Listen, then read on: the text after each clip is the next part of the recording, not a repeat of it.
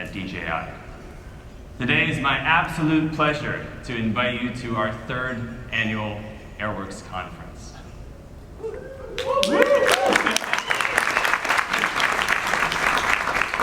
Now, every year we put on this conference. For me personally, I really see it as a time to reflect. Because I've been with DJI for about 3 years now, and in this short amount of time, I just cannot believe how far the industry has come and how much we have all matured. Now, we have a very exciting program today. But first, I'd like to tell you a little bit about the AirWorks program and its intentions. And AirWorks was first started back in 2016, and that's where we hosted it in a small hotel in downtown San Francisco. Now that year, the message we were really trying to get across is that drones had an incredible amount of potential in the commercial arena. It could really be a game changer for businesses to improve productivity and overall efficiency. And we saw a really good uptake from the community of that message. And in that amount of time, we've seen a lot of the commercial solutions really grow and mature. And then, of course, fast forward 1 year, that brings us to Denver. Now in Denver, the focus was very much on DJI building the necessary hardware and software that businesses needed to integrate drones into their operations. And then, of course, brings us to today, our third annual AirWorks conference. Now, our mission with AirWorks is really to build the global ecosystem for aerial productivity. And as part of this ecosystem, we all have a very unique role to play. And I'd like to start with how we see some of the roles that you all play in the audience. And I think everybody here in this room comes into this industry with a unique perspective, perhaps a unique mission, a unique point of view. And frankly, we all probably don't necessarily always agree with one another, but we think that's absolutely okay. Because ultimately, it's that diversity of different perspectives, of different applications, we all see the potential in different ways. We see that diversity as being incredibly powerful and really helping us to build this solid foundation of a community. So thank you all so much for joining us here today. I think it's extremely important that we're able to bring everybody together and continue to grow and build this community. Now, let me tell you a little bit about how DJI sees our role within this community. Now, we see our role in two forms. First, we will continue to build the most reliable and versatile aerial platforms out there in the market.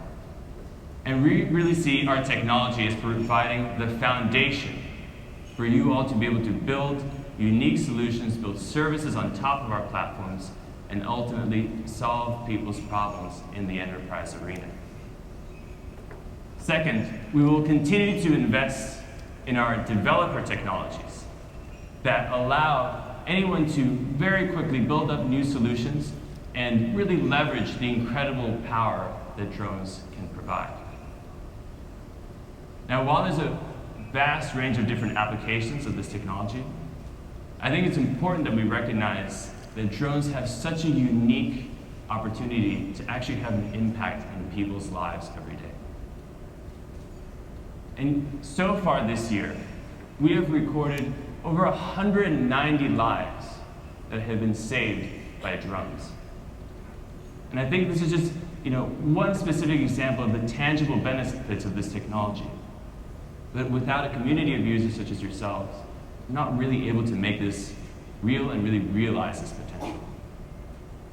Now, across all these different applications, one commonality that really draws them all together is really the unique potential that an aerial perspective from a drone provides. By leveraging the aerial perspective, our community of heroes is able to go out there and do more, work more efficiently, and of course, work more safely. And while there are a lot of very substantial benefits of drone technology in public safety, there's also a wide range of other use cases. And my personal favorite is this one where we have a drone that's used to collect biological samples from a whale. Now, of course, Texas is no stranger to drones. And I like to call out Garrett Brill, who back in 2015, when the floods were hitting Texas, he used his drone to help his local community. Garrett was working with the Joshua Fire Department to respond to the needs of their community. So in a single day alone, they were able to rescue 4 individual people by using the benefits of the drone. Then we have Tom Hemmick from Hill County. Tom was in a situation where he had to assist a mother and her 15-year-old daughter who were trapped from the rising rivers. Unfortunately, they could not swim, so they weren't able to swim across the riverbank. So Tom used his drone to deliver a life vest and a rescue line over to the other side, and then they were able to bring them over onto the other bank safely. Today we recognize individuals such as Garrett and Tom as pioneers. We see them as pioneers of seeing the potential of drones as aerial tools and really being at the forefront of taking this technology and applying it out in the real world. And I think there's also some similarities here between where our industry is today and where perhaps personal computers were 30 or 40 years ago. And as that technology proliferated, became more accessible, and became available to more and more people, the number of applications and use cases just continued to amplify.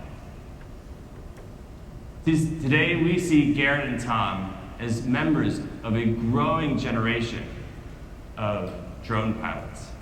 And in the United States alone, there's over 100,000 commercial drone pilots that are applying this technology out in the field every single day. Now, this is part of a global community of over 370,000 pilots that are always looking to see how they can push the boundaries and really maximize the potential of this technology. Now today, I'm very proud to show you the latest addition to the DJI Enterprise lineup of products. Let me show you a video. We keep you nourished, keep you connected, and keep you safe. We don't ask for thanks. We're just doing our job. We are your everyday heroes. And this is our new tool for getting the job done. I ain't trading my youth for no suit and jacket.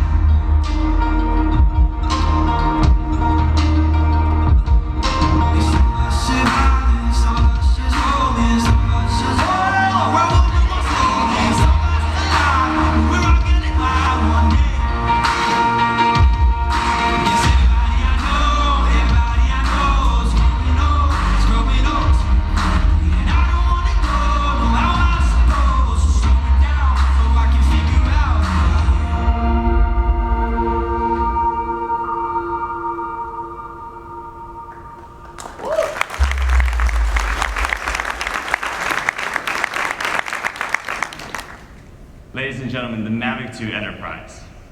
Now, our engineering team has packed an incredible amount of features into the new Mavic 2 Enterprise. Let me take you through some of them. So, with every drone, of course, it all starts with the imaging solution. And the Mavic 2 Enterprise is equipped with a 12 megapixel sensor, 2x optical zoom, and 3x digital zoom. Now, this is a real game changer for teams that are out in the field. Because when you're there in a dynamic situation, you need to be able to respond quickly, and then of course look at very specific details. And this really allows the teams to be able to be much more mobile and agile in responding to the current situation. The Mavic 2 Enterprise also deploys the unique ultra-portable design that we invented for the original Mavic Pro. And this really turns the drone into the kind of tool that you're able to simply just pick up off the shelf, attach to your tool belt, and then go off on your mission. Now, when we were looking to reimagine the Mavic 2 Enterprise and its potential for the enterprise drone industry, we were seeing like we're thinking about how we could really push the boundaries. So rather than just being an aerial tool, we asked ourselves, how could we make this more of a configurable platform? And the Mavic 2 Enterprise supports several unique accessories that really help you do more with this product.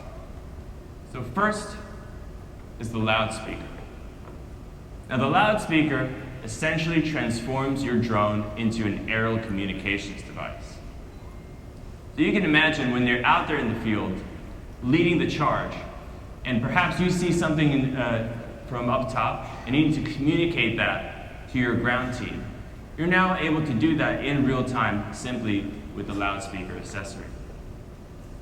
The loudspeaker is rated at 100 decibels, which is approximately as loud as an ambulance siren at a distance of about 50 meters. Now, let me show you how this actually works. So, the Mavic 2 Enterprise is supported by the DJI Pilot app. And through the application, you're able to record different messages. So here, I'm just going to play one that we've pre-recorded. Welcome to AirWorks 2018. So you can see just with a very simple attachment, we're really able to transform the potential of this as an aerial tool. Next, we have the Spotlight. Now the Spotlight was designed specifically for night operations or low light conditions. So you can imagine in a disaster response scenario or in a tricky industrial inspection where you might have to operate inside, this could really be a game changer. The Spotlight is rated for 2,400 lumens, which is approximately about 2.4 times as bright as a professional public safety flashlight. Now, could I get the lights, please? Okay. And for those of you in the front row, you may want to cover your eyes. So you can see how bright this is. And when you're operating in a darkened environment, being able to have this type of operational flexibility is a real game changer. Now, as a safety feature, our engineering team set this up so that unless the drone is flying, you're actually only able to raise it up to 50% brightness. So this is only half the actual brightness that the Spotlight has. So we can't wait to get this incredible tool into the hands of our community and see all the unique use cases they're going to be able to find for it. Last but not least, we have the anti-collision beacon. Now the anti-collision beacon is an LED strobe that's visible for 3 nautical miles. And we designed this specifically to help meet the FAA night waiver standards that require you to have some type of visibility on the actual drone. But you can imagine, even in situations where that you're not flying at night, just being able to improve the overall visibility of the aircraft also means that we're able to improve the overall operational safety. And I think, again, this is going to become more and more important as the industry grows and matures. And I hope you see that across these 3 accessories, how we're really trying to push the boundaries of this platform, turning it from just an aerial tool into a configurable platform. So we've taken we've taken all the different potential of the Mavic 2 Enterprise, and we've also looked at what more we can do on the internals as well. So moving forward, for our new enterprise customers, once they have these drones in their hands, they're going to be collecting a lot of data. And we've designed some unique tools that are going to help them really be able to do more. So first, the new Mavic 2 Enterprise comes with 24 gigabytes of onboard internal storage. And this is also non-removable. In addition, this is supported by password protection. So you can imagine situations where the drone might become physically compromised. But you can rest assured that even if someone is able to pick up your drone, they're not going to be able to get access to the actual data. So today, every time you connect the drone with the new RC, or boot it up, or try to access the internal storage, you're always going to be prompted for that password. In addition, through DJI Pilot, we have also added local data mode. Now, local data mode will sever any communication between the mobile application and the internet. And this is absolutely vital for sensitive operations or critical infrastructure inspections. Next, we have also added a GPS timestamping feature. Now here, we are able to now embed the video or the photo with the date, the time, and the precise location of where the drone was when that data was captured. And this is going to be very useful for when businesses are trying to reconstruct a specific timeline or event, or potentially when the data the drone produces is going to be used as part of a wider investigation. The Mavic 2 Enterprise is also the safest and most reliable drone that DJI has ever produced. It is powered by our FOC propulsion system and quieter props. The Mavic 2 Enterprise has a maximum flight time of 31 minutes and a top speed of 45 miles per hour. We have also added self-heating batteries that allow you to operate in adverse weather conditions as low as 14 degrees Fahrenheit. The Mavic 2 Enterprise also utilizes OcuSync 2. Now, what's interesting about OcuSync 2 is that it operates on both the 2.4 and 5.8 gigahertz bands. And it'll constantly monitor the amount of interference it sees on each channel. And then it can dynamically switch to make sure that the operator always has an incredibly stable connection with the drone. With OcuSync 2, we are also able to offer an HD video feed at a range of over 5 miles. The Mavic 2 Enterprise supports DJI AirSense, which is able to receive the ADS-B signals from aircraft in the vicinity and display that to the operator. And again, this is just another way that we're able to increase overall operational safety. And then we have our flight autonomy system. Now, flight autonomy is the obstacle avoidance system on the Mavic 2 Enterprise. And we've now expanded that to cover all 360 degrees of the drone. So whenever you're operating in a fast-changing or dynamic environment, the drone is going to use the onboard sensors to keep you safe and to keep you out of trouble. So you can see, I think, that we've done so much to pack as many different unique features that are going to be so valuable to you out in the field. And this is really transforming the Mavic 2 Enterprise into the most portable and versatile drone that DJI has ever produced. Now, we cannot wait to get it into your hands. The Mavic 2 Enterprise will be available in what we're calling the Universal Edition, which comes with the 3 core accessories, a battery, a hard case, and essentially everything you need to get started. And this will be available for $1,999. We will also come with a Fly More kit, which will add on 2 additional batteries, a soft case, some additional props, and a charging hub. And that will be available for $419. The Mavic 2 Enterprise will also be supported by Enterprise Shield, which is our protect and prepare and repair program, so that you can always make sure to keep on flying.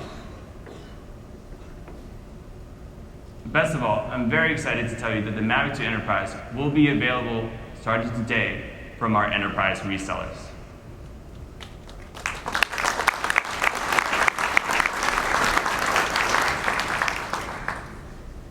So over the last few weeks leading up to this launch, we've been working with various industry leaders to explore the potential of this new platform.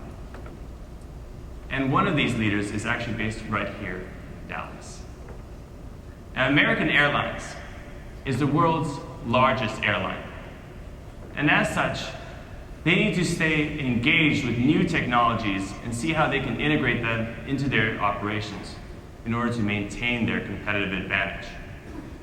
Now, today we have Lauren Cass, who's our American Airlines Vice President of Operations and Industry Affairs, who's going to tell us more about their incredible program. But before we have them on stage, we're going to show you a brief video of their incredible work.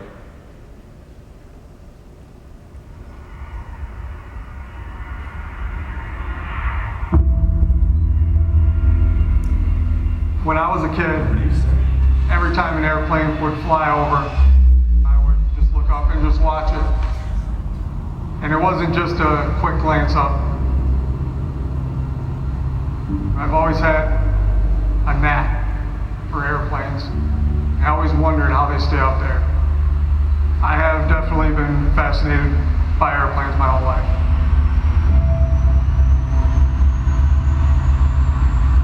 The first time I saw an aircraft coming into the hangar is mind-boggling.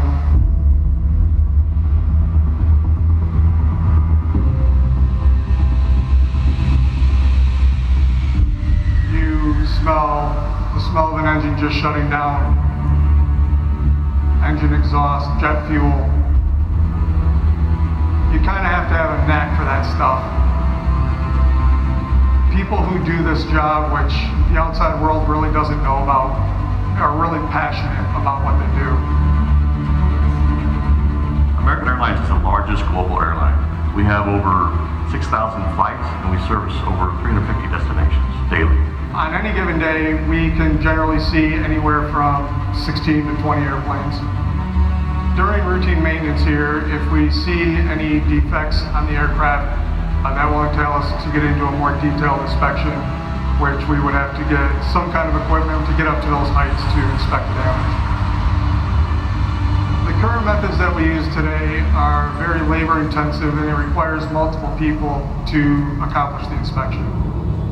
The idea for using drones for aircraft maintenance inspections evolved over time. I think looking at the technology, I realized that there was potential for using that for visual inspections. Now we're going to test DJI drones and how they can give our mechanics a view from above while allowing them to inspect it from the ground. In theory, the drones would be doing more of the work flying in the air over the aircraft, while our mechanics are on the ground, being able to look at the images and process those images and do repairs if needed.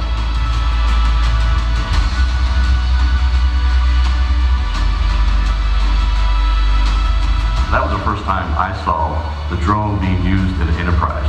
It really opened my eyes to the possibility of drones.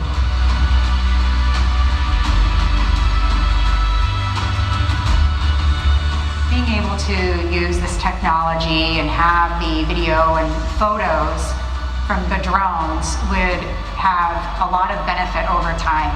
You can see the health of the aircraft and do a lot of analysis. Drones have exceeded my expectations. 6 years ago, they were a novelty, and I never imagined that we would actually be using them in our business. The opportunities that drones have is really exciting for us at American.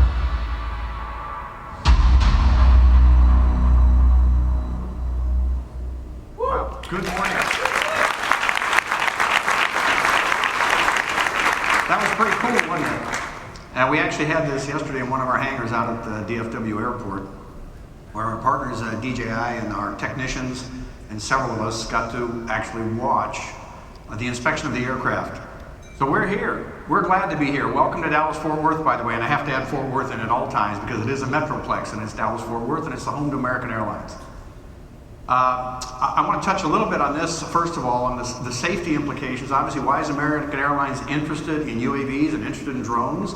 It's because they're the future. They're a big part of the future, and we recognize that. This one application alone, in terms of safety, think of safety for our technicians, our professional technicians, and what they can do with this new innovative tool in the toolbox. It helps us to identify potential safety defects on an aircraft in a way we've never been able to do before. But along with that safety, of course, we're always concerned about the resource that we all share, which is airspace, and so we're concerned about safety in the airspace. So together, working collaboratively, we'll create the airspace of the future where we can all operate and operate safely. So obviously we're interested in using drones in our maintenance programs. You saw that. I think it's pretty self-evident how that could save us time and give us a more accurate picture of any potential defects on an aircraft. We're also looking at things like if you have severe weather impact with an aircraft. Sometimes we have weather impacts, we have lightning strikes on aircraft. Nobody likes to hear that, but it happens. And these vehicles will help us to inspect much more quickly and with a lot of accuracy and give our professional technicians a really innovative tool to put in their toolbox, as you saw in some of the previous slides. We do believe that these are that tool, and we look forward to a proof of concept with our friends at DJI to see how we can expand on their use. Drones are here to stay, and American wants to be at the table in the discussions on drones. We're already participating in the Drone Advisory Committee, we participated in subgroups, and we intend to continue in that effort. We think collaboration is the key in getting us through this environment, particularly when you start talking about access to the public airspace. Safety, again, is our paramount concern. Nothing will change that. That's how we cannot operate as a global airline carrying people all over the world without being safe as the number one thing. We are concerned in that airspace in which we operate that near collision reports are increasing. Luckily, we're finding newer and better ways to track drone activity, particularly around airports where we have the most concern. I think part of the transformation is that drone manufacturers and operators, up until recently, haven't really thought of themselves as part of the aviation family. I think traditionally we thought of the aviation family as being fixed-wing aircraft, rotorcraft, and the like, but we really we're trying to do the same things. We're trying to do good things for the public, and we have to share the resource that we operate in, which is this airspace, very carefully. We are definitely in we're in full discussions with the government, participating with drone operators and manufacturers. We think the way to get things done and move things quickly, which is not easy sometimes, as you well know, is to collaborate, get in the room together. We're looking for equitable access to this national public resource. Again, it's a big deal. The airspace is a big deal.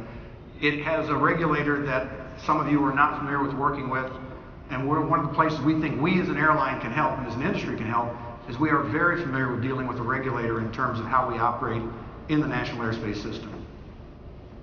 There is already some rules obviously around operations of drones, and we think there's going to grow and expand, and we think they'll get more usably friendly by the drone operators and manufacturers, as well as friendlier towards what we see as traditional aviation. We are very, very strong supporters of the FAA's Next Gen initiative. It's been around for about 10 or 12 years now. There's a lot of work left to do. It's primarily focused on modernizing the U.S. air traffic control system. There's a lot of work that's been done, more to be done, and we think the work around drone access should be similar, but in a separate but collaborative, connected effort. And then last of all, of course, how do we fund all this? Traditional funding channels are inadequate, and they're probably too slow. In fact, they are too slow, I'm sure. However, we think that there's some creative activity that's occurring already that can help all of us move forward, and there are good examples already of public-private partnerships, and I think that's the road to the future. So we are very happy to be here. We're very happy to be involved in this community.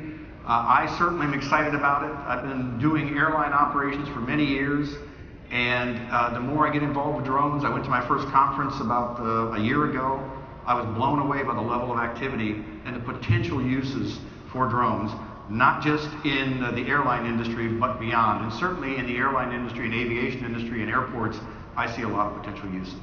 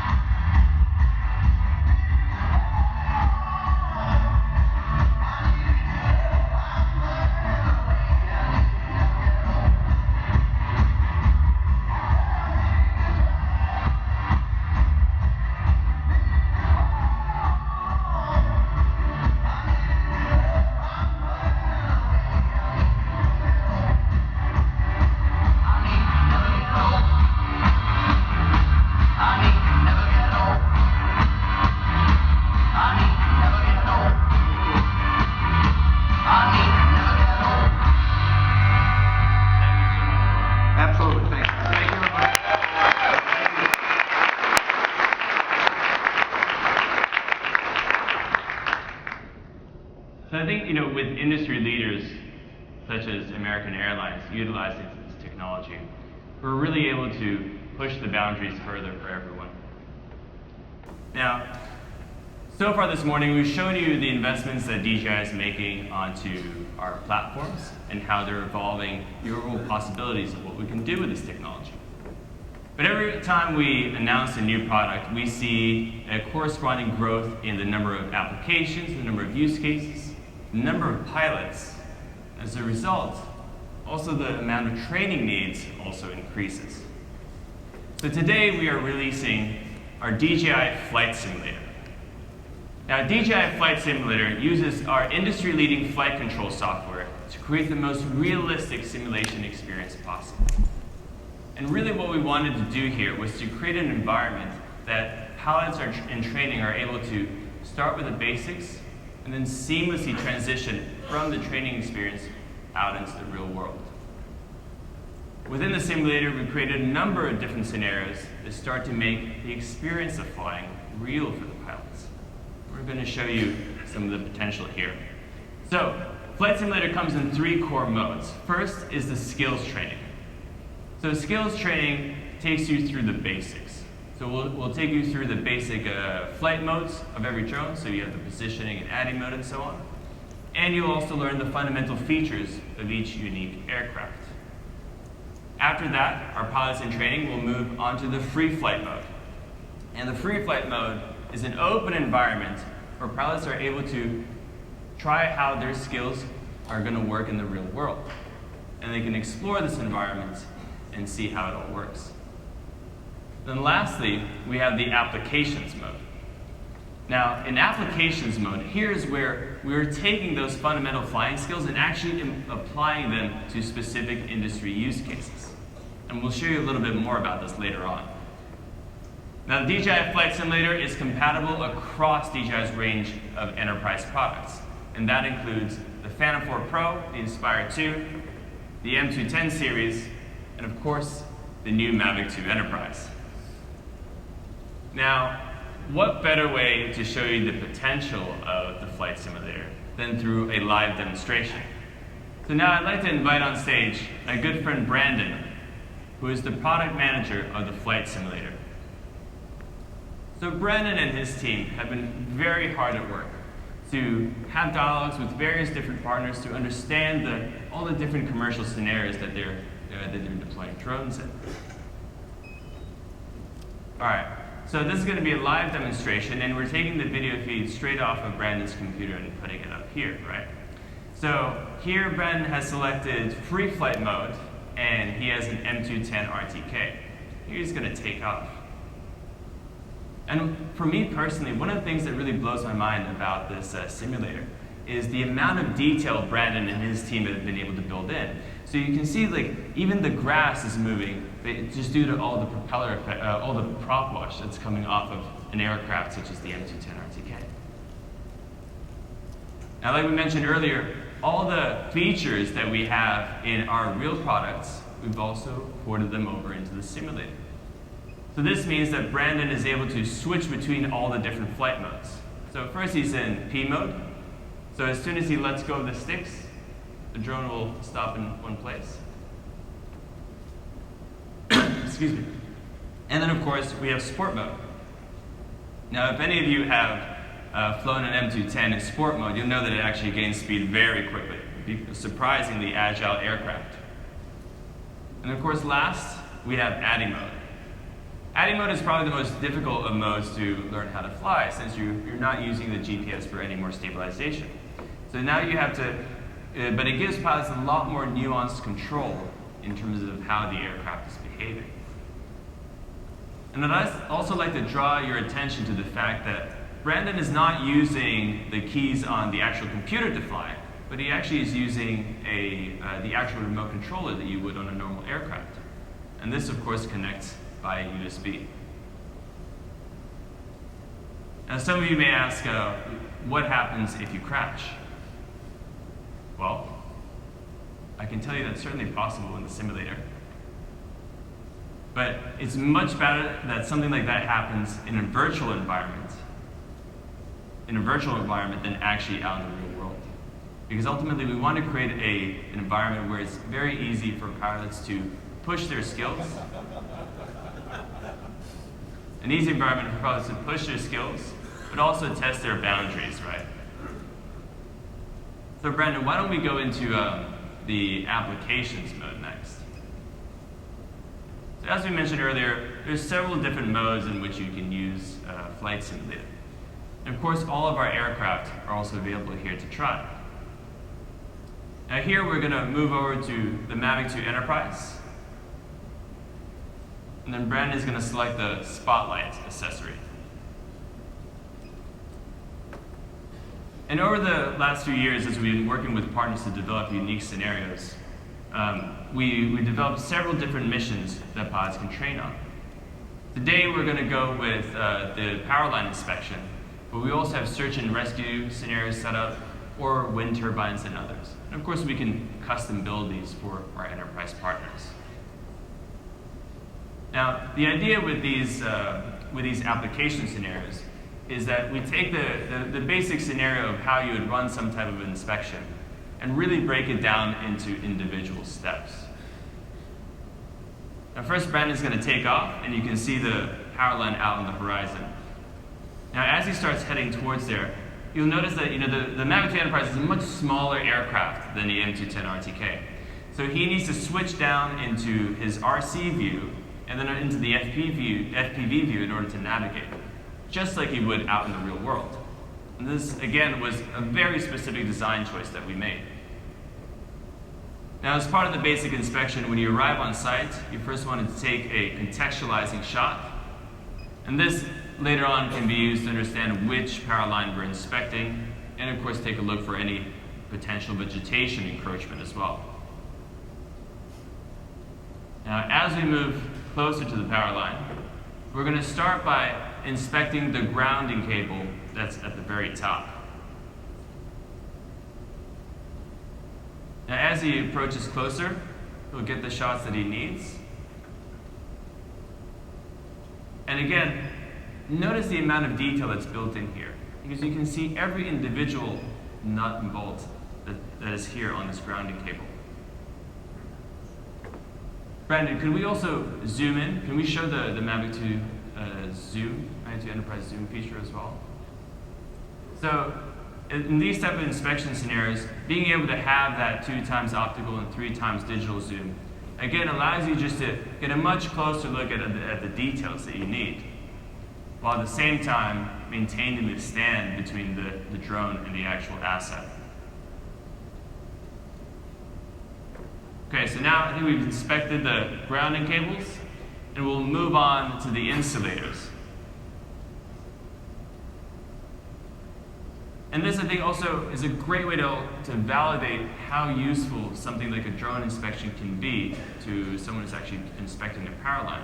Because the traditional way of doing this would be for someone to go up on a rope and hoist themselves up and physically look at every single one of these parts. And by doing a drone inspection, we're simply able to do that process that much faster. Now, in the simulator, we're also able to control the environmental conditions. I'm sure all the pilots out there understand that you might plan for one thing, but what happens out in the field might be completely different. You might experience interference, or perhaps rain and adverse weather. And here we're going to take it easy. We're just going to bring it over into nighttime so that we can show you how the spotlight can work in an inspection scenario. But again, on the fly with the simulator, the users are able to tweak the environmental parameters in order to simulate any type of mission they want. So here we've turned on the spotlight. And I think we can up the brightness a little bit as well. And again, all this can be done through the convenience of the DJI Pilot app. And of course, as we move closer, you can see now it's illuminating all the details.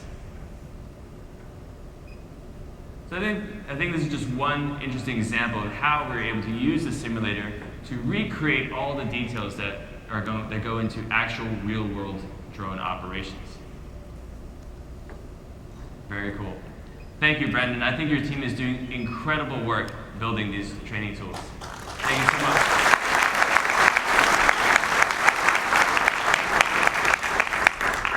So that's the DJI Flight Simulator. Now, today we've spoken about the investment DJI is making in our aerial platforms, and we've shown you some of the training tools that we're also developing. Now, to round this out, I'd like to say a little bit about the software investments that we're making as well, because software is ultimately what ties all of these different pieces together. Now, first is DJI Pilot. I'm very proud to announce that today DJI Pilot is officially out of beta.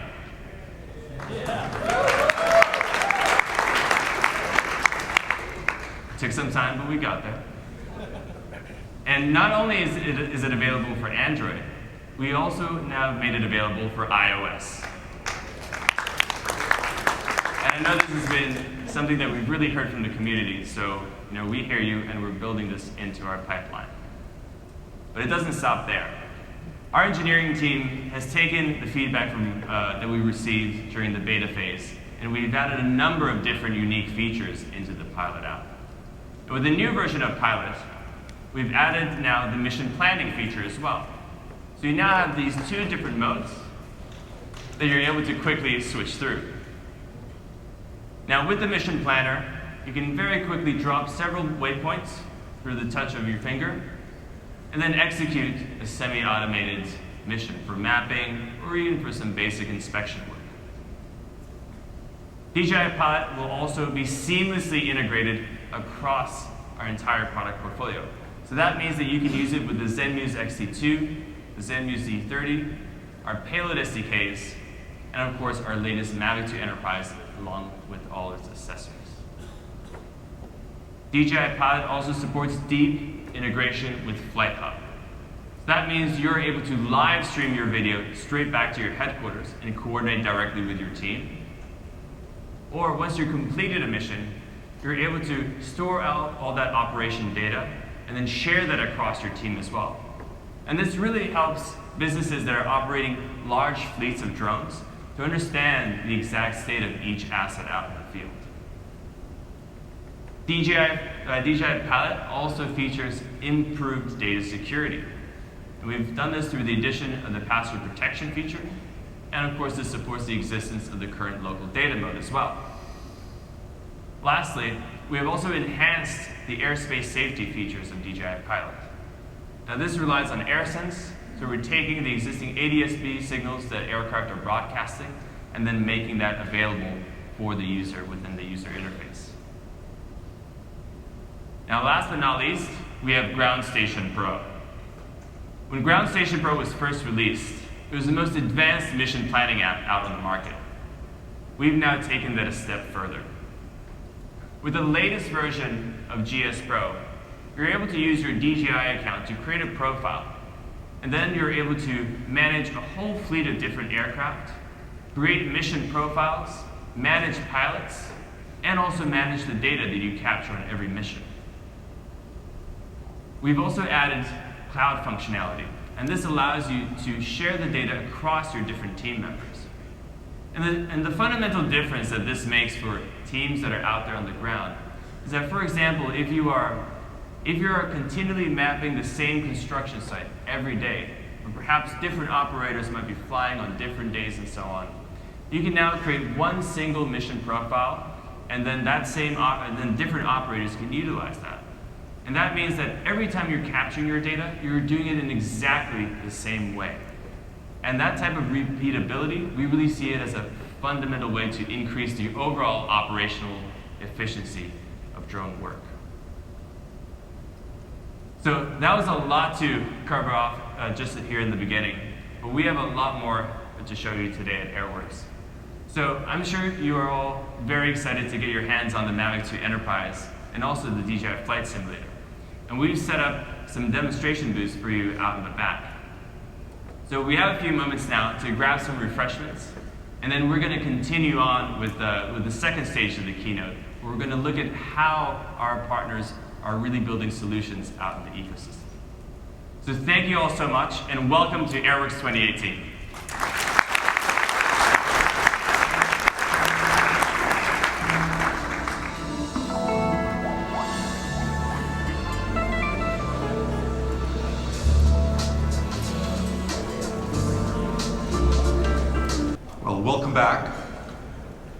many of you are getting back to your seats, but welcome back.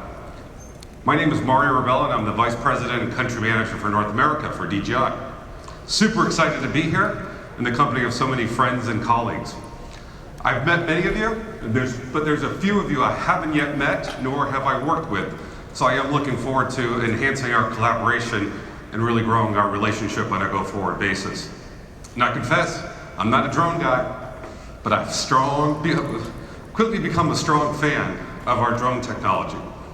And I came from DJI to DJI from Microsoft and Lenovo, and really have spent most of my time in the tech sector. But I can tell you one thing, the decision that I made to come to DJI earlier this year was spot on, because DJI is really an innovator and really the thought leader around drone technology. More importantly, our R&D team is super focused on really innovating and crafting the appropriate roadmaps really to support everything that you're doing. DJI is completely committed and dedicated to innovation, and we have a deep passion for building an entire ecosystem to nurture new applications of drone technology. We know that drones are the future, but we don't pretend to know what the future is going to look like. That's your job. Our ecosystem is really defining what's next for the drone technology. What was also clear to me was that DJI was at times misunderstood. That's why I wanted to advocate for the company and really support their activities in explaining who we are, how we innovate, and how we bring product to market.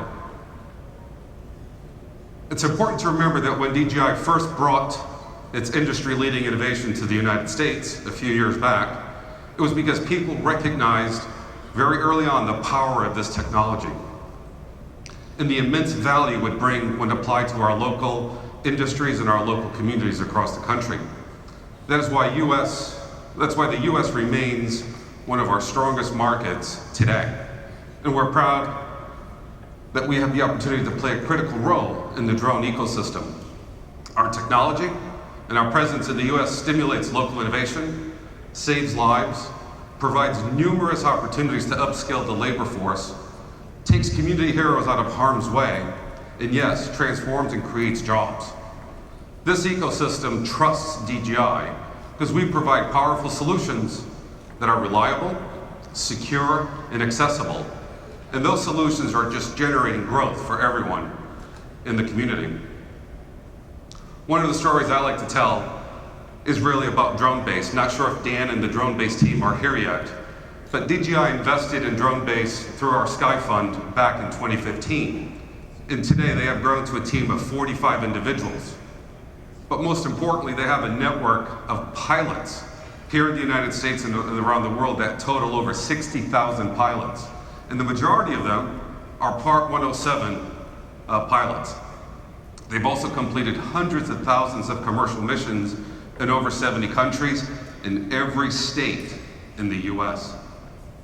And they are not slowing down. They are moving quickly and really growing with the industry as a whole. Dan and the team are doing incredible work, and DroneBase is a great example of the kind of business that this ecosystem supports, and it's an ecosystem that we've helped develop over the past 10 years. We've come a long way. And did you know that this industry and our ecosystem today is valued at approximately $1.6 billion? That's value, that's jobs, and the benefits to the wider world that wouldn't exist without a flexible and accommodating platform for the growth of aerial technology. And I can tell you one thing, I just came back from Shenzhen. We're just getting started. What's next is going to be mind-boggling for all of us in this room. We are committed to the US marketplace.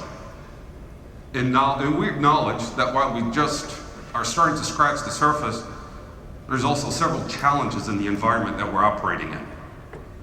And so I want to take this opportunity to really set the record straight on a few of these key challenges and share with you how we as a company plan to deepen our involvement and support of this thriving local ecosystem.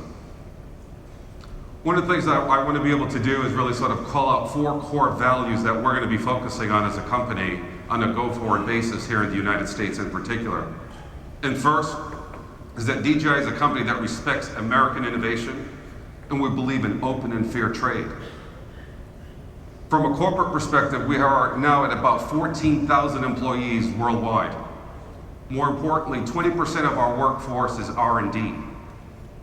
That's an important element to sort of really understand, because this really demonstrates that innovation truly is the core of everything we do at DJI. It's the value it brings to the world that drives these people who work at DJI every day. Smartest group of people I've ever worked with. This is why we have a team of talented engineers based here in the US, in Palo Alto. Specifically, the team in Palo Alto is leading our work with local developer community, engaging the local thought leaders, and really becoming more active in the community at large. We're investing heavily in this team because we recognize that if we truly want to provide continued value to this ecosystem, we need to be here, and we need to be engaged. Second, DJI is a global company. We are proud of our roots, but our goal is to help people and enterprises benefit from our innovation and our technology across the world. That's why we're strengthening our presence in key markets, key international markets around the globe. And most importantly, we're really doubling down and enhancing our footprint here in the United States. So from a geography perspective in the US, we have offices in Palo Alto, New York City, Washington, DC, and Burbank. And we also have a service center outside of LA. And we are supporting, more importantly, the network of independent dealers and service centers across the country as well. So our commitment and our focus is to really strengthen our developer technologies. And we also have a strategy in place to aggressively grow our local channel. We've been fortunate to have a very strong network of partners who alongside us advocate the value of drones for business every single day. We're working to put more structure to this network so that we grow collectively, and our partners also share in the growth that we're seeing here in the United States. Third, while our innovative solutions have really secured a seat at the table for DJI, we've always been proud of the fact that our success is a result of the strong partnerships that we've formed over the years. And that's a very key aspect on a go-forward basis. How do we develop new partnerships as well as enhance current partnerships that we've formed over the years? And a great number of these partners, look, you're all here in the room. And the issue now is how do we engage and collaborate and really grow collectively to the next stage? Take Microsoft, for example, and you'll be hearing from them shortly into the greater details of how our partnership is developing as we speak. Or FLIR, an industry leader that we've partnered with right from the very start as we grew our enterprise business when we launched XT solution back in 2015. 3 years later, we've launched the XT2, a powerful thermal imaging solution that local public safety agencies and energy companies in particular now rely to get their jobs done on a daily basis. Skycatch is another great example of a partner that we'd like to call out. As many of you know, we've manufactured and delivered a fleet of high-precision drones for Komatsu Smart Construction earlier this year, where each drone is outfitted with a specialized Skycatch technology. And through the partnership that we provided Komatsu with, really is a solution that they can offer to create high accurate maps and point clouds, discover costly job site mistakes, and predict schedule delays, saving up to tens of thousands of dollars per week for firms all over the world who are relying on that technology. These partnerships will always be core to our component of how we do business here in the United States and around the world. And we remain open to collaboration. I can tell you this will never change. Partnerships are really core to what we're going to do on a go-forward basis and what we do every day.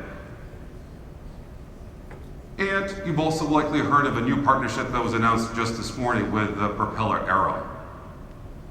Then lastly, this is an issue that's very passionate for me.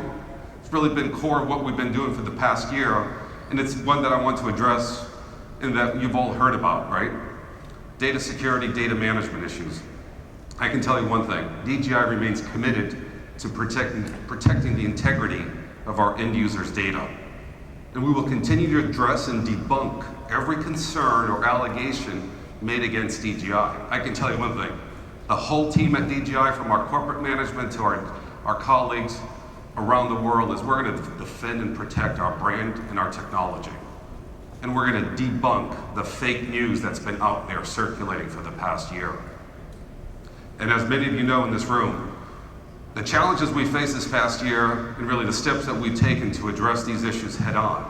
We're not hiding from it. We have nothing to hide, and we're going to be very transparent and really address the issues that are being alleged. For example, as a result of this, we've now introduced local data mode that Jan called out earlier today. And what LDM does is really blocks all internet data transfer. And we opened up our technology as well to our third-party security audit, and we continue to collaborate and calibrate with our security research community throughout the world as part of our bug bounty program. We're also close to finalizing a tech solution that a number of our US federal agencies will be using and deploying, and we'll be happy to provide more details in the next couple of weeks. But just wanted to let you know that that project is moving forward in a very timely manner, and we're very proud of the work that our R&D team has done to enable our technology to be leveraged by federal agencies. Look, we recognize that we're going to have a central role in the global system. There's also a bunch of challenges that needs to be addressed. But the most important thing is that we're committed to growing the opportunity and really developing the technology so that we take it to the next stage. And what we want to do is provide the assurance and support that our innovators and that our partners really need and rely on as they're building these new generation of technologies. That's why DJI will continue to push the growth of drone industry by supporting solution providers, growing our base of channel partners, and really bolstering our efforts to enhance the experience of our end user community. Our objective is to make it easier for them to really operate safely and legally in a very complicated and controlled airspace. This comes back to why I'm so excited and to advocate for DJI, really support the brand and defend the brand of our technology. Look, DJI remains committed to this ecosystem. And that is also why all of you in this room get up every morning, right, and go to work, is to really enable the technology and the platform that we're deploying. All our efforts are really driven by the tangible benefits that this technology brings to the world and to our local communities. You're going to hear quite a bit later this morning, and actually starting in a few seconds, regarding the benefits of our technology, and the speakers are going to give you sort of real-world examples of what's happening. It's an exciting lineup, because when they're really telling you about the breakthrough and the work that they're doing on the DJI platforms, what they're really saying is they're demonstrating that their own accomplishments and the technology and the innovation that they're putting into the product, but what they're really doing is really expanding the value of the ecosystem that all of us are here supporting. So to kick things off this morning, I have the pleasure of inviting Corey Hitchcock from Southern Company. Many of you may not know this, but Southern Company is really the leading thought leader and innovator, really in demonstrating how the utility industry can benefit from incorporating drones in their operations. And I actually have had the pleasure of working with Corey and the team right from the first day I joined DJI. So Corey, thank you. Thanks, Mario.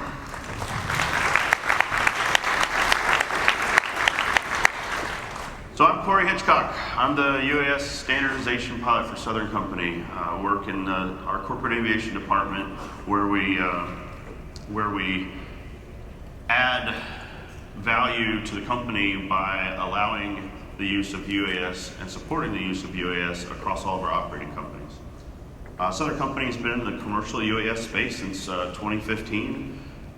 We were the first utility to submit a Chapter 333 exemption, and we were the second utility to receive that 333 exemption in 2015. Since the introduction of the Part 107 rules, Southern Company has trained 67 pilots, and we have 72 aircraft. Those pilots and aircraft cover the whole breadth of our system. Most of our aircraft are DJI products. They range from the Spark all the way up to the M600. Southern Company's early adoption of UAS technology has led to our company being a leader in the utility UAS space. Southern Company operates on a distributed self-dispatch model that puts the drone in the subject matter expert's hand. This allows us to train UAS operators from all disciplines in the company. Southern Company has worked closely with our public safety partners as disaster response and the hurricanes that have impacted the coast recently. Disaster response is critical to our business. So Southern Company has worked closely with our public safety partners to pave the way for the UAS use in storm and disaster recovery. Southern Company has used UAS for disaster response in the last 5 major hurricanes. In the past, in Hurricane Matthew timeframe, the use of UAS in storm response was an afterthought. It was something that we brought to the table and tried to force the adoption of, saying, hey, we've got this technology, let us use it. Southern Company's work with UAS and disaster response has led to UAS being a part of the disaster response plan now. So we sit at the table when the disaster plan is being made. For instance, just recently with Hurricane Michael, we were in the early planning stages of with the Air Boss for Florida Emergency Management. Southern Company volunteered to have all of our UAS operators maintain a maximum ceiling of 200 feet. The Florida Emergency Management, the person that designed and put out the TFR that covered the disaster area, agreed with us and then posted a TFR for the first time since I've seen storm restoration that allowed us basically surface to 200 feet. So from 200 feet to higher, to 5,000 feet was the temporary flight restriction, but it was open from surface to 200 because of our relationship. Southern Company has integrated DJI products into our day-to-day business, from mapping a laydown yard to capture our current material inventories at our nuclear plant construction, to inspecting hard-to-reach transmission structures over a marsh. The reliability and ease of use of these products has made the widespread adoption of UAS across our system possible. In addition to the well-documented UAS use cases, Southern Company has pioneered the UAS use for external load operations and UAS operations in GPS-denied environment. This video I'm about to show you is a video of us moving a 30-pound FAA light, beacon light, to the top of a 350-foot structure. Our problem was that the structure had to remain energized at 115,000 volts, and we needed to get the equipment to the men on the top of the structure so they could install it and replace that light. That light was out, it had to get replaced, we couldn't get the line out, so this is what we did.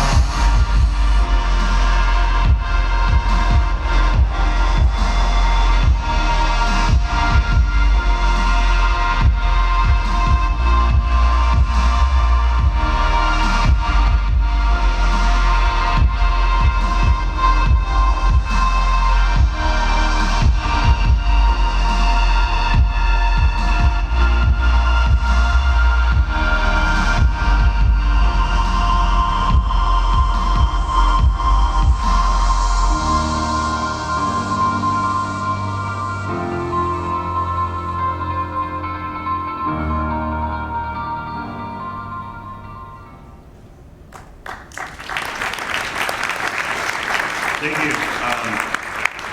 So with our work, we have today, Southern Company is proud to announce that we formalized a strategic alliance with DJI by becoming a solution development partner. As a solution development partner, Southern Company will help co-develop and test customized solutions for utilities across the industry. We plan to work with DJI on our external load operations, operations in GPS-denied environments, and enhanced night operations. We have worked and continue to work with DJI on the security of their platform and our data to ensure the success of our operations across our system. In April 2018, Southern Company deployed a storm team made up of employees from Alabama Power, Georgia Power, Gulf Power, and Mississippi Power to Puerto Rico.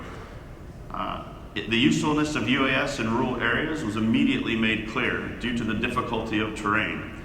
A group of Alabama Power engineered a field expedient method to pull small rope for wire. So wire used to go from mountaintop to mountaintop, and with the hurricane and our response to it several months later, there was no indication of where the wire was or where it went or how it got there. So we used the aircraft to do the reconnaissance inspections, and we also used it to pull the rope for wire.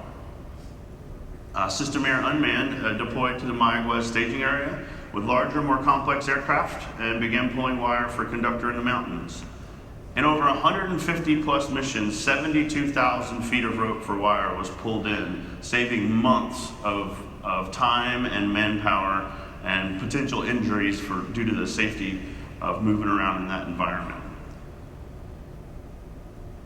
This was the first time that UAS were used to do physical work at the company, and ever since that's been done, it's now an actual part of our plan for storm restoration. This video is pretty exciting. This is a demonstration of one of our pulls we did in Orocovis. It's a 925-foot pull with a 100-foot change in elevation. You can kind of see the rope already pulled in. We've already pulled one in, and we're going back up to pull in the next.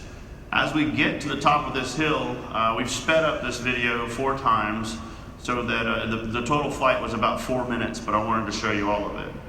And this video wasn't initially made to be a video to show in this room. It was made just so we could have first-person view and document what was going on. But the lineman on the pole had climbed up to tie off the other one, and we weren't aware that he was there initially and saw him as we got up to the top. And then we had stopped and adjusted our mission, and then were able to actually put the rope in the lineman's hand. Their traditional method for doing this operation was a potato gun with some string attached to it that they shot up the hill. And that would, just manually getting the wire across this valley was expected to take a 5-man crew 3 days just to get that one span of wire up to feed those few houses that are on the top of this mountain. So the time saved, the safety factor of the safety improvement, and all the other benefits just make this technology something that we couldn't unadopt. And there it goes into his hand. But I appreciate DJI and what they've done in developing their products, and we look forward to working with them more in the future.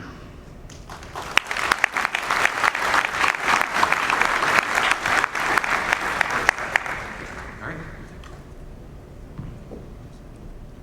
Now that was exciting. And thank you, Corey, for the great work that you did and with the team out in Puerto Rico. That was a fantastic presentation, really a true demonstration of everything we've been talking about this morning. So we're very excited that we are formalized our collaboration. Look forward to hearing more on these incredible stories and really the leadership that Southern Company and Corey are really driving in the utility industry. Our next speaker is no stranger to us in this room.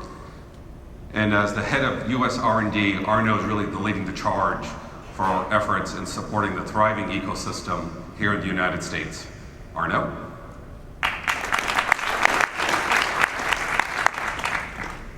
Thank you, Mario. In the past 3 years, we've seen a tremendous amount of growth in our developer ecosystem and how their third-party apps have been reaching out end users. And that's precisely one of the ways that we like to measure the impact and the demand of all these different applications and how they can help solve different verticals. The metric that we use is called activations, and I'm sure you're familiar with it.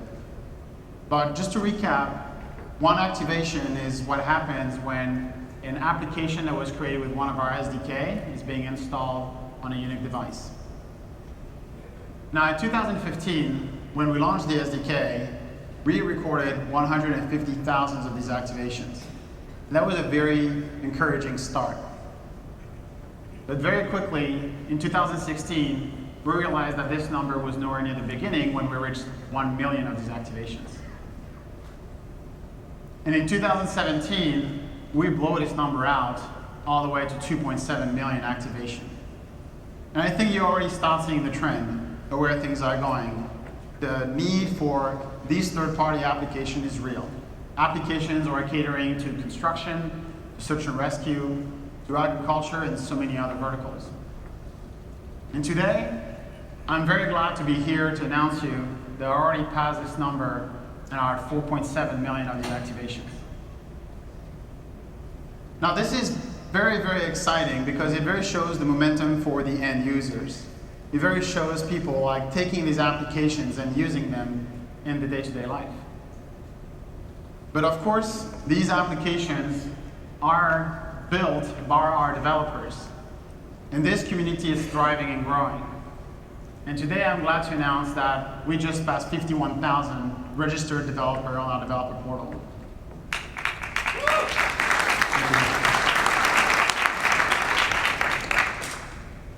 Now, at DJI, we focus on providing the means for third-party developers to take the platforms and the product that we create, customize them, and adapt them to whatever scenario they're facing.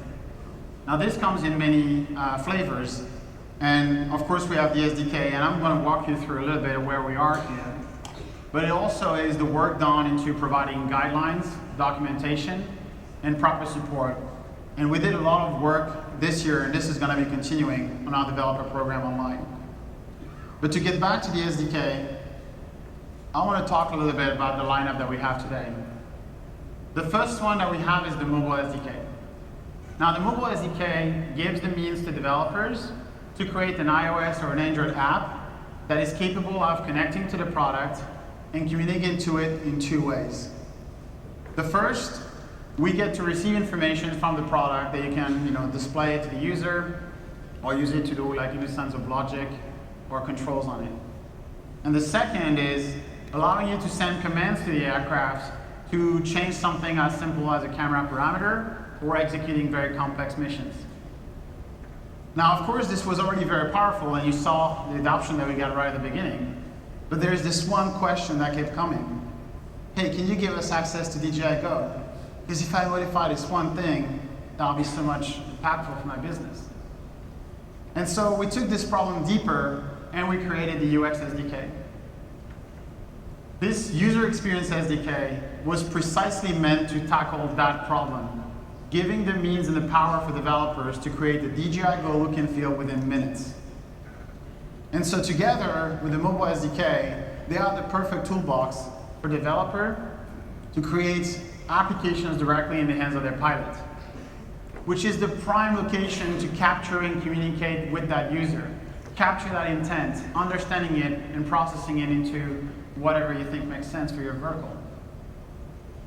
But in some scenarios, being behind that radio is just not going to be good enough, no matter how good we make that radio. And so this is why we have the onboard SDK. The onboard SDK gives the power for developers to create applications that are sitting on a small computer that is physically attached to the aircraft. It communicates with a wired line to the flight control, removing any wireless communication issues. Now, this is the prime spot for any kind of advanced navigation, complex robotics behavior, or heavy data processing. And it's been very powerful because it goes and flies wherever you are. And we've already seen the community doing tremendous things like AutoModality and their solution that is capable of flying into a GPS-denied environment. But a lot of our other users are facing a bit of a DJI syndrome.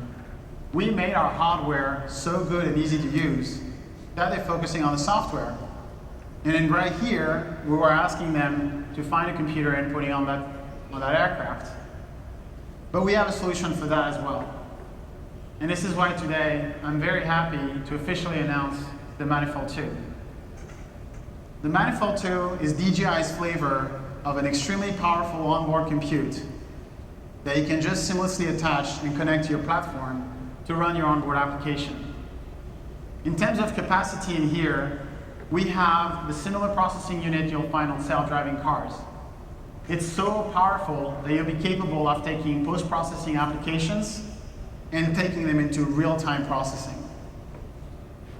The Manifold 2 is going to be available on Q1 of 2019, and pricing information will follow, but we cannot wait to see what you guys are going to do with this. The next SDK I want to talk about is Payload SDK.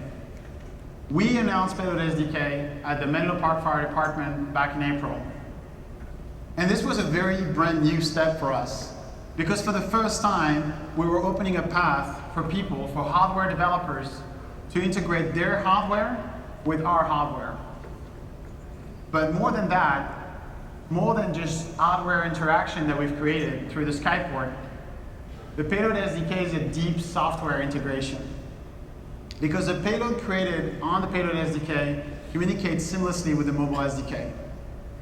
And this is opening a world of possibilities. Because for the longest time, we've been offering people RGB sensors, video sensors, and thermal sensors through a partnership with FLIR. But if you look in retrospective of all the different situations that have been emerging in the past few years, you all know that even though there's a lot yet to be done with these sensors, we're very much looking at the beginning of what can be captured. And so the Payload SDK is the platform for developers to bring these tools not only to their solution, but to the whole ecosystem. And to make this adoption easy, we've streamlined the process in 4 steps. The first one is the validation of the idea.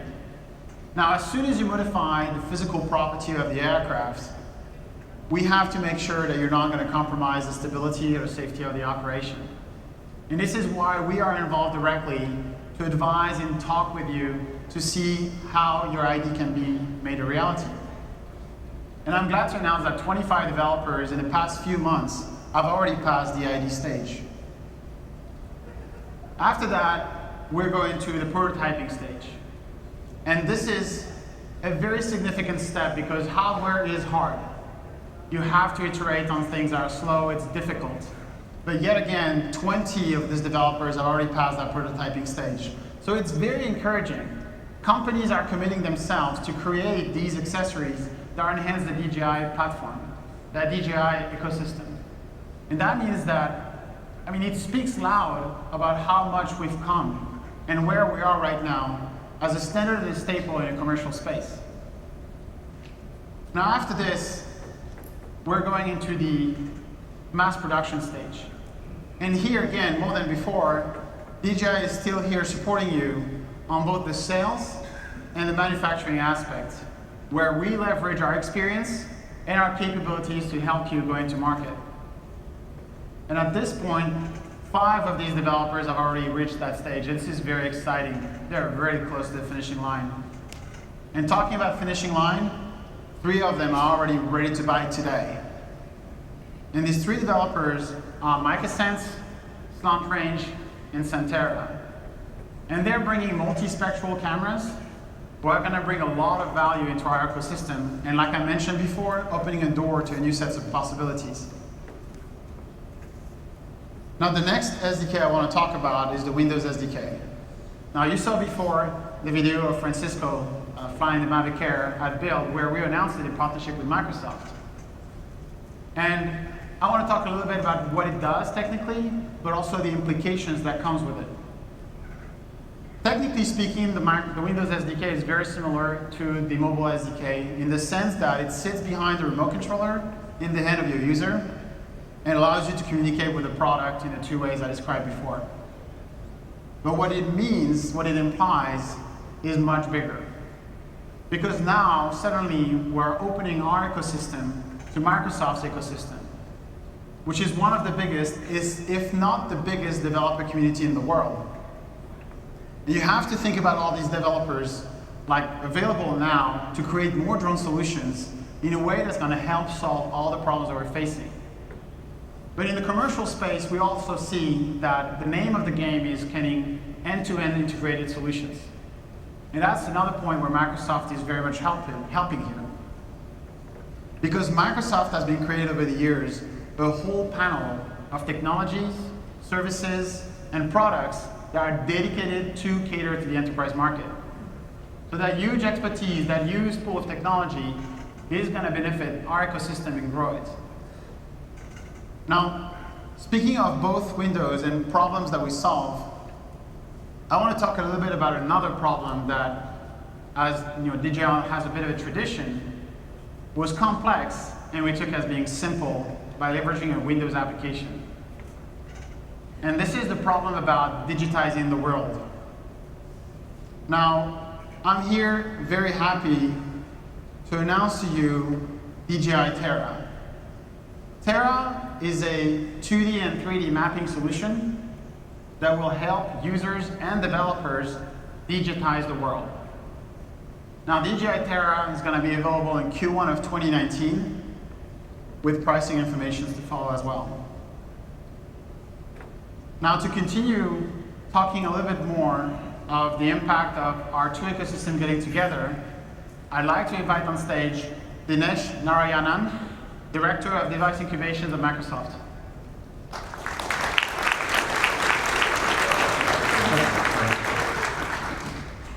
Thank you, Arnaud. There's this moment when you're about to walk on stage at a technology conference hosted by one of the most innovative companies in the world. And it really makes you think, should I have done the Zuckerberg thing and worn a gray hoodie, white sneakers, and jeans? But then you come to realize we're Microsoft. We're not meant to be cool. We're meant to help others become cool. And so I'm super excited today to be here representing Microsoft at the DJI AirWorks conference. My name is Dinesh Narayanan. I lead the device incubation team at Microsoft. We focus on a few new and exciting areas: voice and vision AI in devices, drones and robotics, and new vertical markets such as agriculture, energy, retail, where device adoption and specifically IoT adoption is at a nascent stage but being adopted at a very accelerated rate. It was 1 year ago, this week as a matter of fact, when the leadership teams from Microsoft and DJI connected in Shenzhen. And we sat down and mapped out all of the different things that we could do together. But it's really exciting to see the culmination of the effort and the partnership. Both DJI and Microsoft are laser focused on developers and empowering developers. And you'll hear a lot about that today. Today we'll focus on three things. Number one, why is Microsoft here and what is Microsoft's point of view on drones? Number two, insights from our enterprise customers and really how we as a collective community of drone developers should think about that as we architect the next generation of drone solutions. And number three, technology innovation from both DJI and Microsoft to empower the ecosystem of drone developers. Let me first state Microsoft's position on drones. Microsoft supports the responsible and compliant use of drones as commercial IoT endpoints. We see drones as an extremely high-value IoT endpoint, and the term IoT is broadly used to describe a number of different devices. It could be industrial machines, it can be healthcare devices, and persistent data sources like ground sensors. And we think drones today are already delivering so much value, and you've heard that from both commercial customers as well as developers today. But when coupled with other IoT data sources and third-party data sources, such as environmental data or ground sensor data, the value of drones increases exponentially. And we're starting to see that already. Vertically, we're already seeing strong demand signals from a number of industries and use cases. This is just 5 today. But I talked to the leadership at the biggest agriculture companies in the world, the biggest energy companies in the world, the biggest telecommunications companies in the world. And any of these companies that functionally have inspection, disaster response, or mapping and surveying as a core part of their business operations are thinking about drones today. Microsoft Salesforce touches every major company in every major country in the world across all mature vertical markets. Some of our technology is in all of these companies' business and technology operations. So that allows me unique access to go talk to the leadership at these companies and really get a sense of where their perspective is on drones. And what's really been unique for me since we announced the partnership with DJI in May is that companies seem to operate on a spectrum. You have companies such as American Airlines and Southern Company that presented today, and and they are thinking proactively about drone programs and how to architect both the drone programs as well as the underlying data layer to capture both metadata and raw data. And that's on one side of the spectrum, and I would say more mature in thought. You also have companies, and I won't name any names, but very large companies in the oil and gas sector or in agriculture that are just putting their toe in the water today and flying drones in a totally one-off, disconnected state.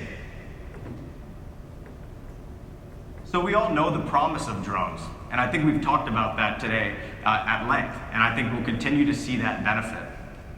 However, when I generalize IoT and I look at the rate of IoT adoption, Microsoft sees about 60% of IoT initiatives stall at the proof of concept phase. And I think many of us in this room that are involved with drone proof of concept have probably experienced very similar dynamics. DJI, for their part, is doing what they can to move the market. They're making the drones easier to fly. They're bringing enterprise-grade features into more affordable drones. And they're fostering regulatory conversations at the local and national level. And these things are all necessary to increase drone adoption so that commercial customers can see the value of drones. For Microsoft, we also believe we can play a role. Customer feedback, irrespective of maturity on drones, is consistent across 3 specific areas. Number 1, data management. The process today that's widely adopted of taking data off the drone manually via an SD card is simply not scalable for companies that are looking to operate in a global way and depend on drone data. It has to be automatic. It has to be wirelessly transferred in order for it to be dependable for companies consistently. Number 2, scale deployments. Today, customers need drone solutions integrated into their ERP systems, be they SAP, Dynamics, or anything else that customers use. We've heard from customers today that have talked about drones being part of that workflow, and we think there's so much more opportunity when we make drones a simple part of an inspection and resolution workflow that automatically kicks off trouble tickets and initiates that resolution path. And there's a bunch of opportunity there as well. We also think drones are devices, and Microsoft has a rich history in managing enterprise devices, whether they're PCs or servers, and increasingly IoT endpoints. And customers need fleet management, firmware updating, and they need that to be done in a regular, consistent, and predictable way. And finally, increasing intelligence. Today, in certain inspection scenarios, the round-trip time between the inspection, pulling the SD card off, uploading that data to the cloud, gaining insights, and then putting that back in the hands of either the inspector or the person or team that's on point to repair the anomaly, that can be weeks to months, depending on industry and use case. And so the announcement that Arnaud mentioned today around the Windows SDK is intended to bring edge intelligence to the drone. So when the drone flies, the AI models can be executed on a PC base station or on the drone themselves, so insights can happen almost in real time, at the time of flight, or immediately after. And we see a lot of value and a lot of scenarios unlocking simply by shortening that cycle from issue identification to resolution. Let me walk you through one example. Microsoft Research came up with an amazing solution called FarmBeats. And now this is in the state of commercialization, and we're taking this to some of the biggest agriculture companies in the world. Underpinning this entire IoT solution is Azure. And Azure is where our machine learning and AI models for precision agriculture are built. And we have the tool set to build and deploy AI models. However, we know many farms operate in a very connectivity intermittent or no connectivity environment. And so it's important to get those ML models and AI models running on the edge. And so in this example, the farmer has a PC class device with running the Windows SDK and also running AI models on the edge. Now that PC class edge is a data aggregation point, and it takes data from ground sensors, and it also takes data from third-party environmental sources, but ultimately none of this can become valuable unless we have drones scanning a farm and being able to identify through different image sources if there are anomalies, if there are plants growing at different heights or health levels, if there are pests at a certain point of the farm, and then combining that with the ground sensor data and the environmental data, and on the edge itself, on that local network, presenting the results back to the farmer almost in real time. So this is one exciting application where drones are a fundamental part of an IoT system. And this is increasingly what we see our end customers, and especially the enterprise customers, demanding. And so I think there's a great opportunity for this community to start thinking in this way about drones as an IoT endpoint, and really have Microsoft support that vision.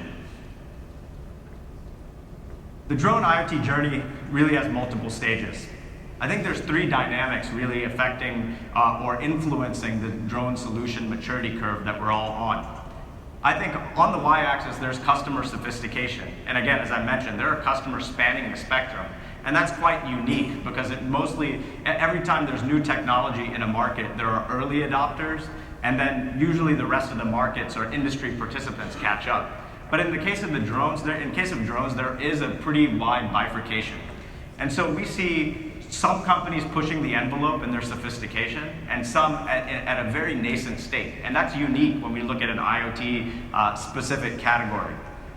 We also see the pace of hardware acceleration. And I think you've seen DJI pushing the envelope and continuing to push the envelope on what the hardware can do on board, from their consumer, prosumer grade drones all the way up to the M210 and M600 enterprise class drones with GPU class compute. It's very exciting to see the hardware innovation, and then couple that with Microsoft and DJI software innovation. And I think that's where we feel like we can lean in and play a role in moving up this curve and really helping customers get the best of breed with what's available on the market today, as well as what's coming in the future. DJI is a platform company building leading drone solutions and hardware, making the most extensible drone solutions in the market. Microsoft is a platform company building industry-leading IoT software across cloud and edge, and also focused on building the most extensible software stack on the market. We're excited today to announce 3 reference architectures: Azure IoT Edge to run AI models directly on the drone, Azure IoT Edge running on a Windows base station, and to run AI models on a companion Windows PC, and as well as a direct-to-cloud reference architecture leveraging the DJI Go application. My colleague Peter Provost will be presenting this afternoon, and we'll go into much more detail about those architectures. I'm also excited to highlight our first 3 drone plus Azure IoT solution partners. We have SlantRange, and SlantRange is innovating in agriculture in an amazing way. They've built their own multispectral payload, and their entire cloud stack is running on Azure, and we are helping SlantRange containerize and deploy their AI models on their payload and increase the scalability of their solution. We also have recently partnered with Klobotics, a Chinese company focused on autonomous wind turbine inspection. Klobotics is using the M600 drone platform from DJI, and also using Azure and our AI model building and deployment tools. And finally, eSmart Systems, a Norwegian company that's really making inroads with some of the biggest US utility companies, but focused on the power and utility segment of the market. And eSmart Systems has done some very unique things in terms of big compute on the edge, using our server and cloud class Azure stack with FPGA chips inside of them, so it can process images at a very, very quick rate. And so I think these 3 companies are unique in the sense that AI models that are very domain specific are their differentiation.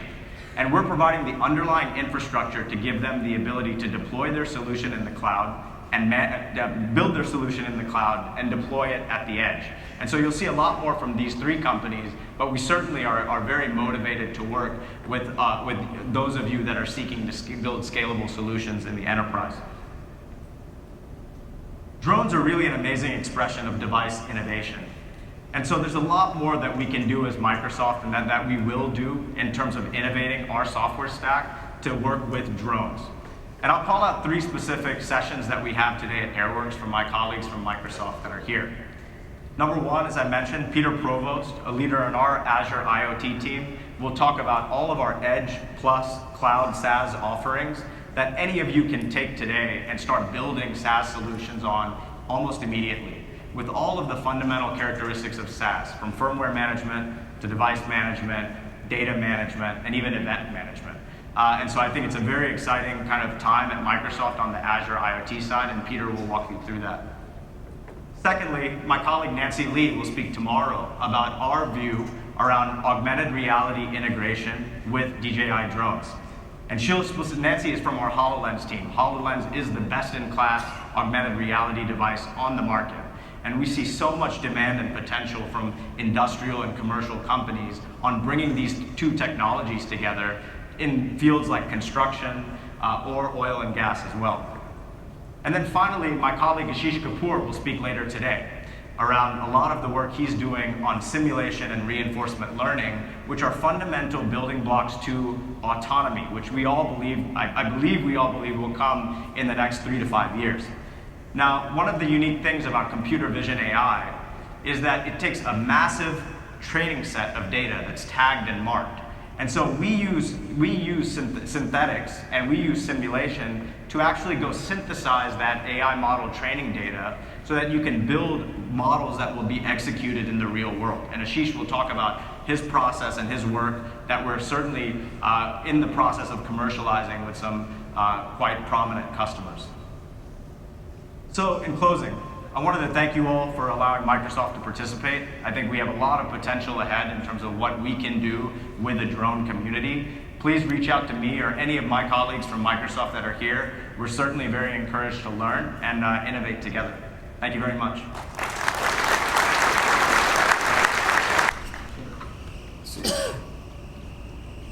All right. That was an awesome keynote, by the way. I am going to do the Mark Zuckerberg t-shirt thing, by the way. So what I want to talk to you about today is how we got to where we're at in the space, in the market, across the board, from technology, from the companies we work with, and how we did it through collaboration.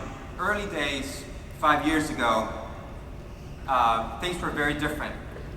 People did not know where this technology was going to end up. We actually, as a company, we spent a lot of time early days in 2015 trying to figure out, is this something that will actually make an impact in construction, or is this something that will make an impact in mining? And in fact, this site right here, the Interactive Stadium, this is a site that I actually came into with full gear and not really being a part of the construction company, but pretending I was one of them. I talk about it today and I laugh about it, but back then it was actually very dangerous. We had a cease and desist letter. I did get kicked out of a few sites before. This one, they kept me and they had no clue idea that I actually was not part of the team. But you know, you all know that in construction, people are very conservative, companies are very conservative, so they're not going to let you go in to test out a drone. And so I took a lot of photos. We did not have a 3D modeling software set up in this site, but I was able to be convinced that this was the future. I was sold. I was doing this bootstrapping for a long time, but this is it. The moment I stepped into the stadium and the reaction that people were having with the data sold me. I was on a path to make this work. Other places we visited were the Rio Tinto mine in Boron, California. This was very interesting because when we came into this site back in 2013, they have never seen a drone before. And we knew that we were close to an Air Force base, and I'm former military, so I knew how hard it is to get permission. But we told them that we were only simply looking for photos of an open pit mine. We're a marketing team, we're doing some ads, we just need access to the mine. We went through the whole safety program, safety training for a whole day, and then the next morning at 4 a.m. we went to go take some photos, brought the entire team with us, and then we pulled out the drone. They were just blown away. That was the objective. We wanted to show them what we had, and they were like, how can we get our hands on this? And after many, many meetings with the team on the ground in 2013 at Rio Tinto, we finally had something where they paid us for monthly data gathering. It was incredible. We were sold in, we had already raised money with investors, but that was the path we took, and that's how we started as a company. Hopefully this gives you a little perspective as to where we come from as an industry. Something that Jan talked about earlier, it's incredible looking back how much we've advanced. And we have not advanced. The only reason we're here at this point, creating these amazing technologies together, is because of our collaboration. With that, I also want to give thanks to the people at DJI, not only the amazing team at the enterprise side of things, but also the team in Shenzhen, who are the manufacturing, at the factory building the things, and also at the R&D labs building all of these innovations, because they're really the ones who are actually creating this catapult of innovation for us to actually springboard into the industry. The biggest competitor for us, I said this last year, it's not each other. Jan mentioned this earlier. Because the industry is growing, there's a lot of excitement. There's also a lot of tension sometimes. But that's also a good thing.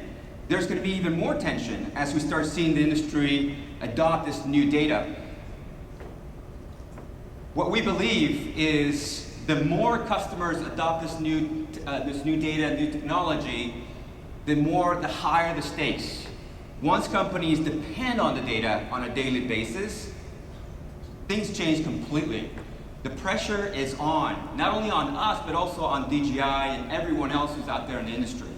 So it's really important to always go back to our foundation of how we got here. It's through collaboration, through partnership, through conversation. That's how we got here. This would have never happened if it wasn't for the team, Jan's team, and the team at Enterprise, and also the manufacturing team in Shenzhen. 1,000 units deployed to Japan. It was incredible. Hopefully, and we truly believe this, hopefully this also motivated DJI and other companies to move faster. Again, we always believe that competition is not each other. Today especially, is the speed of adoption.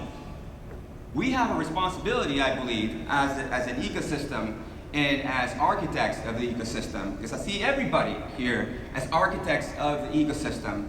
We have a responsibility to move this forward and to do it in partnership and collaboration. Beyond this big deployment, we're in conversations for a deployment or a deal much larger than this. We would have never been able to do that without the collaboration with all of our partners. This is why construction is so exciting for us. Based on Forbes, construction drone spend will reach $5 billion over the next 5 years. Some of the key trends that you're going to be looking at in the next year and a half is AI, workflow integration, reality capture, and workflow, how to truly make this data useful on workflows. Something that we as a company pay a lot of attention to.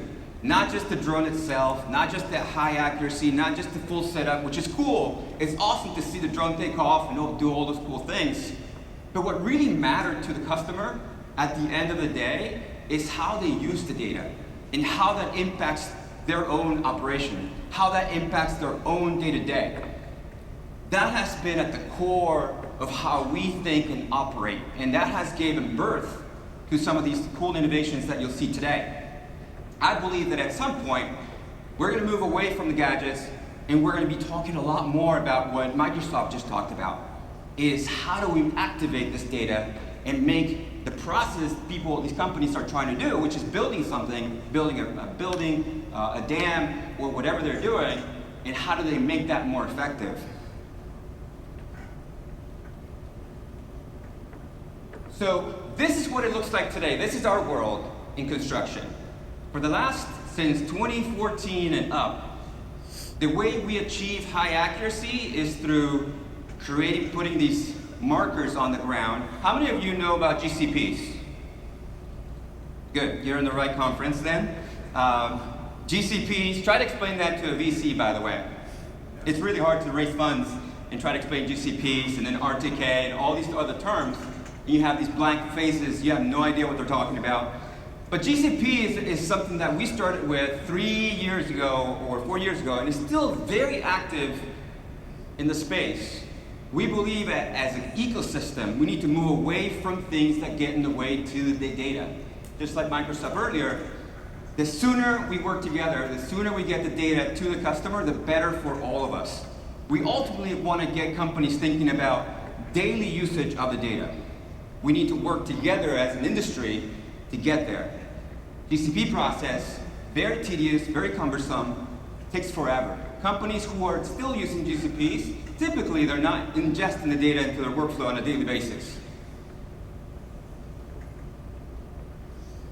We believe that the future, at some point, once we move away from all these hurdles, will be real-time data all the time.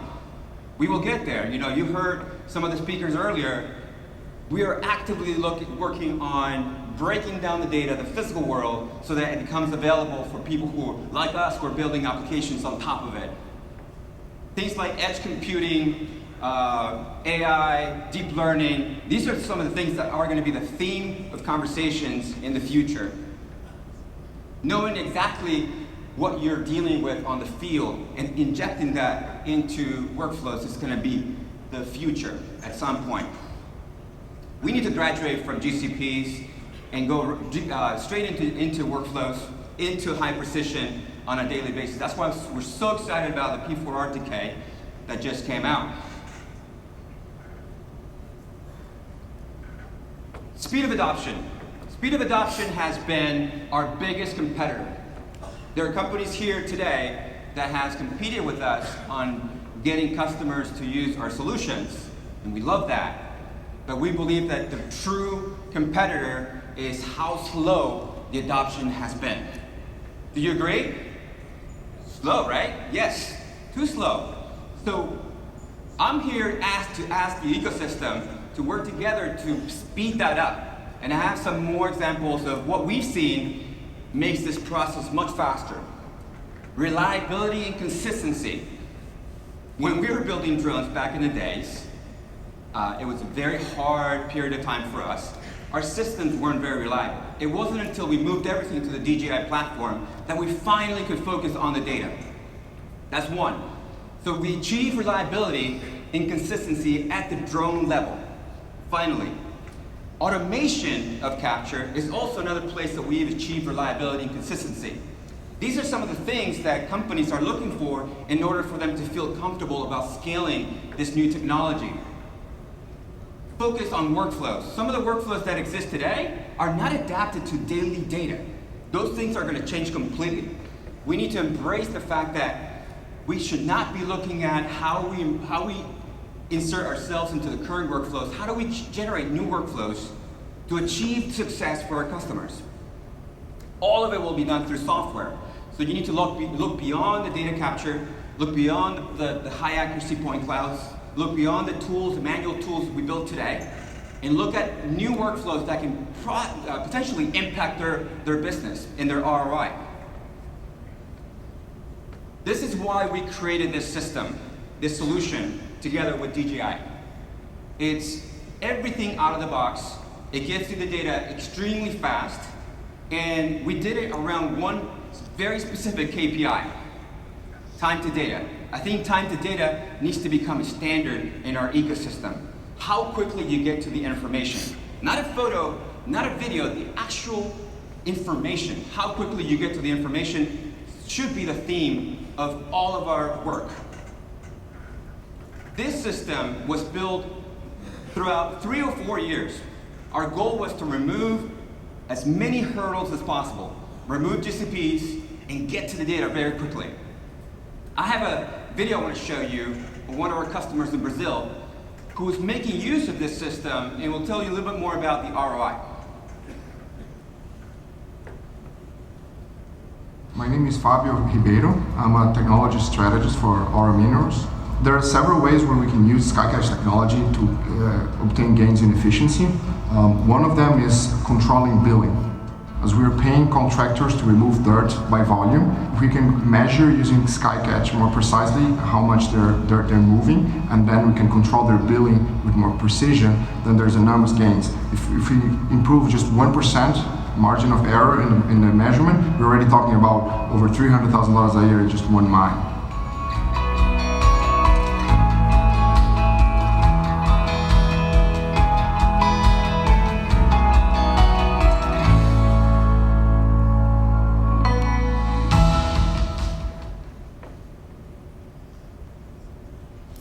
I encourage you, you just saw this video, I encourage you to do more of that. If you're building a company, a data solution like us, I encourage you to do more of that. More of learning, more of teaching the industry, and getting your customers immersed into telling the story for you as well. That's very important, because when we showed this video to other companies, they immediately clicked. They're like, okay, this is another company that's doing the same thing, and they're actually seeing true ROI out of this.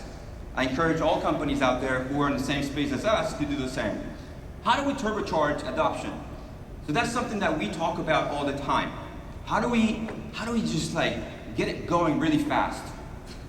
We believe that if we remove piecemeal solutions and make it as easy as possible, then customers start thinking about other words like standardization. As soon as you start removing and making it very easy to onboard, make it very easy to use, and you put real effort to do that, customers start using it faster. The adoption starts increasing and moving a lot quicker. We've seen that. We've seen that at Komatsu, we've seen it with mining companies and customers all over the world. So we do need to think about the solution that you have today, and even if it's not complete, think about partnering with other companies. Not us, it doesn't have to be Skycatch. Partner with other companies in the ecosystem. You know, share the pie sometimes. This moment, this time right now is about expanding the market. It's about teaching the market and getting it to explode. That's what we should be focusing on. So focus on workflows as well. This is what I said earlier. Think about what the intent is for this customer. Ultimately, what is the objective? Are they trying to get one truck from one point to the other? Are they trying to eliminate stockpiles so that they can move quickly? Try to find out what is their purpose of collecting this information, so that you can help them shape and sculpt their workflow. That is very, very important. Focus on customer success. Don't just ship a unit and forget about it. Make sure that you check in all the time. Make sure they're truly successful. Ask questions over and over again. We have not been successful all the time because we're still in R&D and still innovating, but we put a lot of focus on that. It hurts us really hard if customers are not happy. It hurts us. I've flown to customers for a day just to see them because the system is just not performing the way they were expecting. It's not a fun moment when you go through that. But focus on success. Sometimes you are not going to be able to achieve all of it. You're not going to be able to give them everything they're looking for. Because so long as you're there listening, they'll see that as success. Graduate from the product to a solution. We are so good at thinking about building products. We need to think about a full solution. You need to take a holistic approach and look at everything that these customers are wanting to achieve. You can't do everything, but you should at least look at it from a solution standpoint. A lot of conversation today about solution. So back to Skycatch, Komatsu, and DJI. What we've been able to do together has been incredible. We, again, could not have done it without the support of DJI Enterprise, and we are looking forward to do even more. I also want to introduce you to Edge 1. This is something I talked about last year, or this year, I can't even remember. Edge 1 is a processing unit, GNSS base station for the field. You can send corrections to a ground rover, or you can send corrections to an air rover. It helps you get centimeter accuracy. You can process data, you can analyze it, and we're not building all of the software in it. We're looking for partners. We won't be able to solve all the use cases. We're looking for partners who can contribute with us to fulfill those gaps. We're already in conversations with a few of them. In this photo, this is David Chen, our head of R&D. He's actually working on pairing the Edge 1 with the P4 RTK. We were successfully able to make this work in real time, by the way. Today, we want to extend access to the Edge 1 to all developers out there. If you're interested in building tools for inspection, or you have specific tools for construction that we're not building, we want to give you access to this so that you can offer it to your customers. If you're interested, if you have questions, we have a few units that are available that we want to give to customers. This today is manufactured by DJI at Shenzhen factory. Last, I want to go back to what I said earlier. I think as an industry, as an ecosystem, we need to reach out to our partners and truly understand what they're looking for. Don't just shower them with drones and all of these jargon. Try to understand what they're looking for. Try to understand what their final objective it is. And I think that is the recipe for us to building this market together. Thank you very much.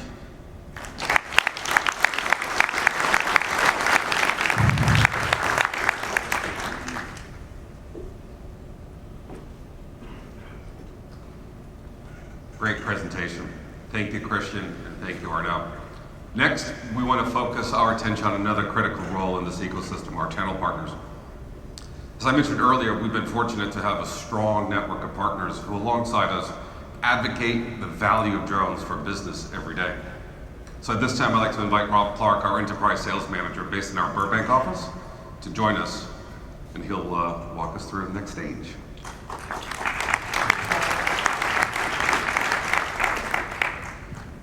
Thanks, Mario. Good morning, everyone. Thanks so much for joining us. There's been so many exciting announcements today. And today I want to focus on a really important element of the DJI ecosystem, which are our channel partners. As we've seen, the DJI ecosystem empowers a wide number of companies to create solutions. These organizations connect end users to various DJI and third-party solutions to help them scale out these workflows. And I'm really excited to announce today that DJI is rolling out the Channel Partner Certification Program.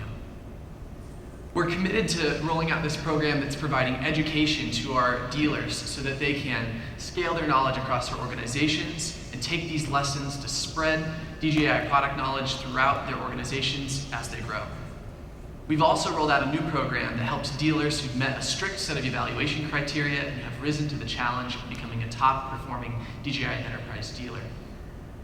After passing a detailed set of requirements, channel partners will be able to market themselves as either a platinum, gold, silver, or authorized dealer partner. As you can see, we're working to put more structure into this network so that as we grow, our partners can grow and share in that growth with us. As we're all convened here today, we thought it would be a great opportunity for us to recognize some of these top channel partners who've gone above and beyond to rise to the occasion and provide some amazing customer experiences. For this segment, I'd like to join Jan Gasparic, our Director of Strategic Partnerships, and Derek Dang, our Senior Enterprise Sales Manager based out of DJI HQ.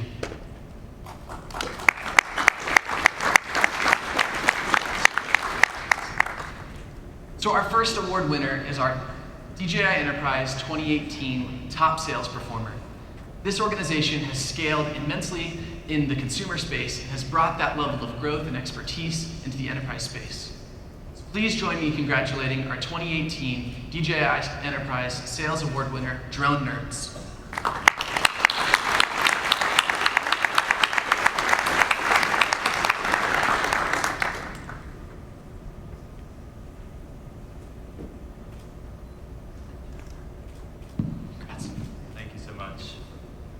Congratulations.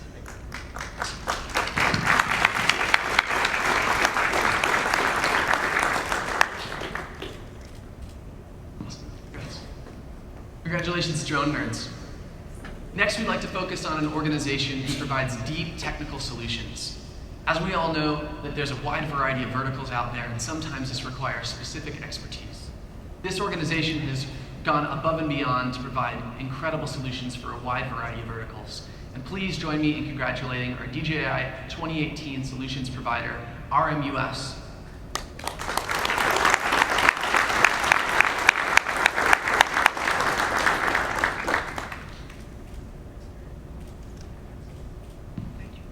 Thank you so much. industry.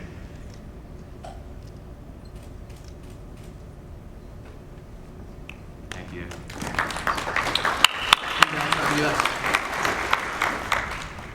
Last but not least, we'd like to recognize an organization who's gone above and beyond to provide incredible service to their customers. This can be after-sales service or really just going and making sure that the customer is taken care of from the beginning all the way through to the end. So please join me in recognizing Gap Wireless, our 2018 top service provider.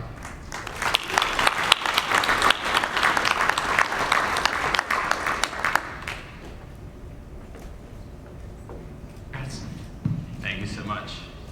Congratulations.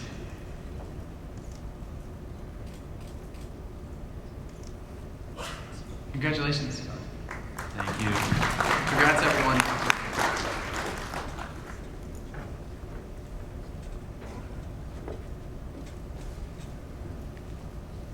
All right, thanks again to our awardees. Before I hand it back to Mario, I also want to share that we're very excited to bring a comprehensive training program to our dealers and drone schools throughout the United States called UTC, or the Unmanned Aerial Systems Training Center. This program is already running successfully in Asia. It was recently introduced in Europe, where enterprise drone solutions are enhanced through UTC training programs. Now we're looking to find ways to bring UTC certified training to the United States later on this year. Now the Part 107 certification and training is at the baseline, but UTC really takes those pilots to the next level and helps them enhance their skills in a wide variety of verticals. As part of UTC, we'll be offering training in aerial photography, bridge and infrastructure inspections, power line inspections, and many more. We'll have more information at the DJI booth throughout the show, and you can connect with our colleagues to learn more about UTC. Thanks again to all our award winners, and now back to Mario.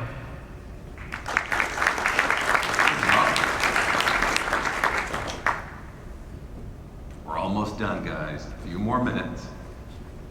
Thank you, Rob, and congratulations again to all of the awardees. This year, through collaborations and with various players in our ecosystem, we've really taken a deep dive into enhancing the experience of our end users, really making it easier to operate safely and legally in complicated and controlled airspace. With our latest collaboration with the FAA, DJI now has the ability to allow enterprise customers and other professional users to use their DJI accounts to seamlessly apply for LAANC approvals while planning their flights. This means Part 107 pilots can now enjoy seamless and easy access to areas near airports and other restricted locations.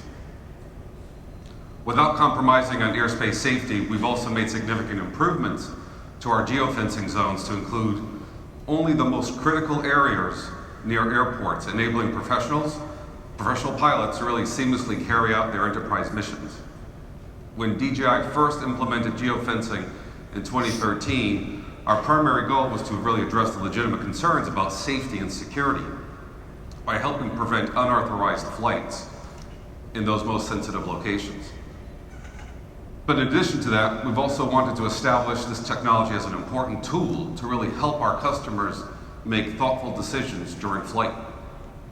Today, with this new and improved process to this technology, DJI now is able to provide most pilots with authorized access to restricted zones within 30 minutes.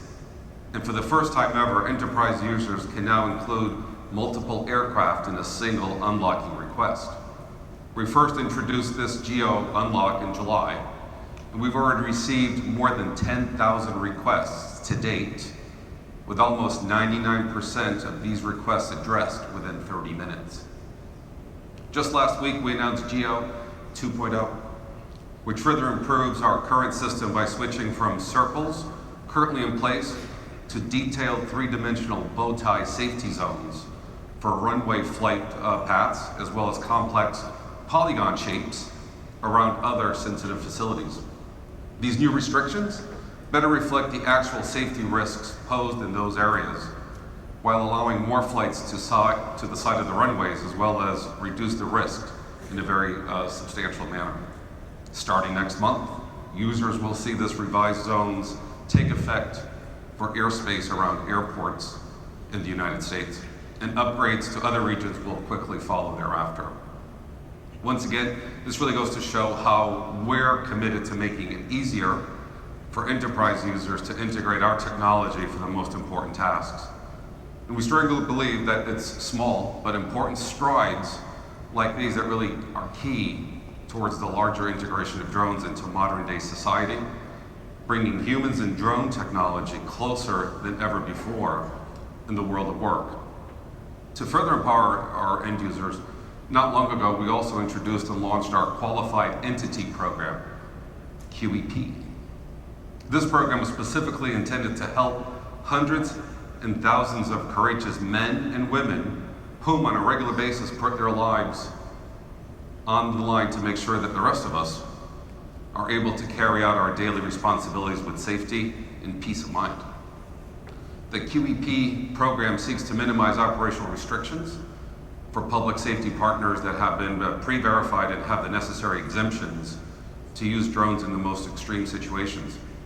Not only does this allow users to fly in sensitive locations, but they'll also be able to fly at higher altitudes as needed. This update signifies a significant breakthrough as it enables firefighters, search and rescue personnel, as well as other public safety workers to really operate more easily on critical missions. For responsible teams like the police, QEP program really opens up new possibilities of operation, giving officers an entirely new perspective from the sky. Ultimately, and over time, this will really allow emergency service providers to perform more efficiently, improve response times, and really keeping themselves safe while protecting life and property. We've also introduced Enterprise Shield, which gives end users the peace of mind that they need to focus on their missions by giving them reliable after-sales solution. We will continue to support our end users so that they really can continue to reap the benefits of drone technology. And talking about the benefits of end users get from these solutions, I'd like to invite Bill Chen and Burbank to really anchor the next section of discussion. Thank you, Bill.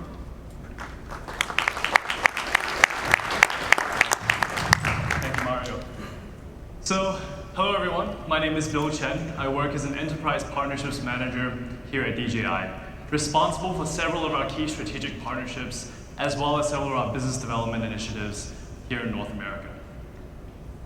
So over the last 2.5 years, I've had the privilege and the honor to witness firsthand the benefits that come with enterprises that embrace drone technology. As we have seen, making this complex and powerful technology easy to use for traditional industries has transformed the ways in which they operate. In my role, I work with solution providers and partners all around North America in order to find industrial solutions that can address the needs of our core group of end users. Sometimes, these solutions come in prepackaged, out-of-the-box forms that are very easy to integrate into existing workflows. However, more often than not, it requires additional work between key stakeholders within our drone ecosystem and within the industry at large. With that, I would like to introduce our next speaker, George Matthew. George will talk a little bit more about the first solution I discussed with out-of-the-box simplicity and seamless integration. George is the CEO of Kespry and has some very exciting news to share with us here today. Thanks a lot, Bill. So for those of you who know Gasparic, we're a little bit different. We've always been focused as a complete solution provider in the market. We started in 2013 largely to deliver an autonomous drone that enabled the automatic upload of data directly into our cloud infrastructure, enabling deep analytics, particularly using computer vision and machine learning to be able to process a series of analytical applications for industrial use cases. Over the last 5 years, we've flown over 75,000 missions, specifically in mining, in aggregates, in insurance, construction, and most recently in the energy sector. We've been able to deliver accurate, safe measurement of all kinds of industrial work sites, including key assets, buildings, and areas, particularly from a topological analytic perspective. Our customers are using aerial intelligence specifically to drive the new realities of this fourth industrial age, where the leveling of this playing field of the industrial worker, where they can actually start to really recreate their careers by being able to expand beyond the use of the traditional technologies that have really slowed down this market adoption. In our case, we started in mining and aggregates. And specifically in mining and aggregates, we really helped a lot of our customers be able to do better measurement of volumetric stockpiles, as well as being able to do inventory management. We expanded more recently into the insurance and roofing sector, where some of the key customers in our space include the largest carriers in North America, including State Farm and Farmers Insurance, who are now using Kespry drones to largely climb, instead of that roof manually, take that measurement of the rooftop, being able to do the dimensional analysis, as well as using a series of machine learning algorithms to automate not only the dimensional analysis, but also damage detection, including hail damage, specifically on that roof. Our customers have been able to indicate that the productivity that they've been able to accomplish increases the ability to cover as much as 3 to 4 homes per hour, as opposed to typically 3 to 4 homes per day. This is an 8 to 10x productivity improvement that we've seen in the future of this kind of industrial work. We see this fourth industrial age really converging the physical and cyber assets of most of the organizations that we have continuously served. It starts to drive a new sensor network that not only takes account drones, but also fixed ground-based sensors. The nature of blue-collar work itself has continued to transform, particularly in this last half a decade. We're working with customers like Shell today that are extending the range of the analytic capability, where we can now ingest ground-based sensors, drone-based sensors, to be able to detect leaks, to be able to detect temperature anomalies, using the sensor-based input that's emerging in this industry. Drones continue to remain an enormous part of being able to deliver this industrial sensor network forward. At Kespry, we've now produced as much data in the last 3-4 years that now helps us understand over 25% of all of aggregate production in North America, and now expanding into the globe. We serve over 200 customers today across the globe in terms of enabling them to manage their inventory measurement, as well as just understanding the key infrastructure requirements to be able to globally scale out the aggregates and mineral production across their use cases and their customer base. This is critical for the point of where we see this business continuing to evolve. Some of the top 5 producers in the market today are using Kespry for inventory management. RK Hall, which is a Summit-based company, is now using Kespry on a day-in, day-out basis to be able to produce all of the profitability measurements, the inventory management measurements that come in finance operations as well as ground control. If you look at what's driving this capability today, it's really about using that drone technology that we're delivering alongside of all of the enterprise capability that an organization already has. The solution has to fit alongside of everything else that drives that enterprise forward. In our case, the delivery of that accurate information in terms of the volumetric measurement of the stockpiles, in terms of the inventory management, and being able to do that safely without a ground control point really drives the organization not only to take that inventory measurement on a quarterly or annual basis, but literally this is now coming down to weekly as well as daily measurement of what's changing on that work site itself. This kind of data collection is not only impacting the operational efficiency of what's happening on the ground, but also sales decisions, finance decisions that are actually being reimagined with the use of solutions like Kespry's in the market. So with that in mind, it's my pleasure to announce today that Kespry and DJI are going to market together with a stockpile management capability that doesn't sacrifice the unique nature of what Kespry has delivered into the space, including accuracy and autonomy, but really expands the sensor network itself. It really expands the number of sensor-based processing capabilities that's now possible with the combination of Kespry and DJI in the market together. In this case, the Kespry experience will be supported by the new DJI Mavic 2 platform, which is specifically designed to be able to now take in the full accommodation of the stockpile measurements, which I'll show in a moment, and be able to package that in a delivered solution that includes the flight control, the autonomy, and the simplicity of what Kespry has historically been known in the market. By adding DJI and the associated sensors into this environment, we believe that there's a new industrial network that continues to form, that couples not only the DJI drone, but also Kespry continuing to deliver radiometric thermal solutions into the market, precision mining capabilities using a precision GPS into the space, alongside of what we can now deliver with DJI.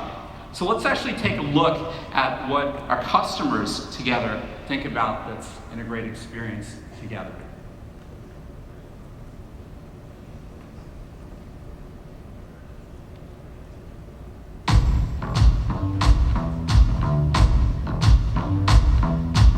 My name is Justin Dermont. I work for Russell Standard Corporation as the accounting manager. We were looking for a more accurate way to measure our inventory stockpiles. We could have anywhere to $20 million to $30 million of inventory sitting on the ground or in our tanks at any given time. My name's Kyla Junkbuzz. I work for Brain & Companies. We used to measure inventory by calling up our surveyor, who we would have come out. You have to schedule in advance, literally have them walk the piles. So they're climbing on the piles, which is dangerous. We never knew what was there. Our perpetuals were easy to get off track. Our confidence in our accuracy was very low. Now that we are using the Kespry system, our inventory taking at month end is a lot more timely, a lot more accurate. We went from being probably about 50% confident in our inventory numbers at month end to 99% confident. Kespry allows me to do everything from start to finish in-house on our own. Flying the DJI system with Kespry was as seamless and as user-friendly as possible. Adding the DJI drone to the Kespry system, we can fly more sites in the same day than we would have been able to with just one system. We have sites in North Carolina, Pennsylvania, Ohio, Maryland. Being that it's an extra unit, we can actually fly multiple sites at one time. Having DJI as part of the Kespry system will help with the flexibility and the timeliness of us being able to take inventory at multiple locations. It's fully automated. It goes up, takes the inventory, comes back. Kespry partnering with DJI just opens up the door for the smartest people in the smartest areas to all collaborate together.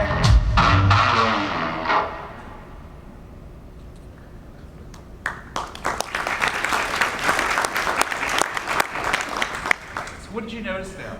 First of all, a few things. The titles of the folks that were talking about the solution together, they were all in finance and accounting. They saw this as a critical nature of how they were able to accomplish their jobs on a day in, day out basis by including the drone into the overall solution. The second thing you're seeing is the scale of what's actually going on. We're now able to do the accurate assessment of sites, of products, of operations in a way that's unprecedented. You can actually see the mass production and scale of this capability now emerge with Kespry and DJI going to market together.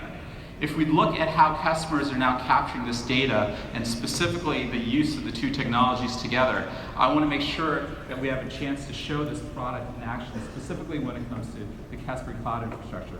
And with that in mind, I'd like to bring Jan back up on stage and be able to have a quick conversation on what we're up to. Hey, Jan. Hi, George. Thank you so much for your wonderful presentation. Absolutely. Thank you. You know, what really struck me is, first of all, your overall vision in terms of the Kespry sensor network and what that means for the industry. I think it's a really unique perspective. That's right. So when we look at the Kespry sensor network today, and I'll flip over to the demo screen for a second, we'll show you a few things that we're able to now accomplish with Kespry and the cloud infrastructure that we've been able to serve our customers with for the last half a decade. So in this particular case, we're looking at a volumetric measurement of stockpiles that we've now captured within this particular quarry that happens to be somewhere in the West Tennessee region. So when we actually now zoom in on this specific data set, you'll notice that, well, Jan, what do we see here? Looks like little Looks like little footsteps. Footsteps on the stockpile. Well, what's actually going on there?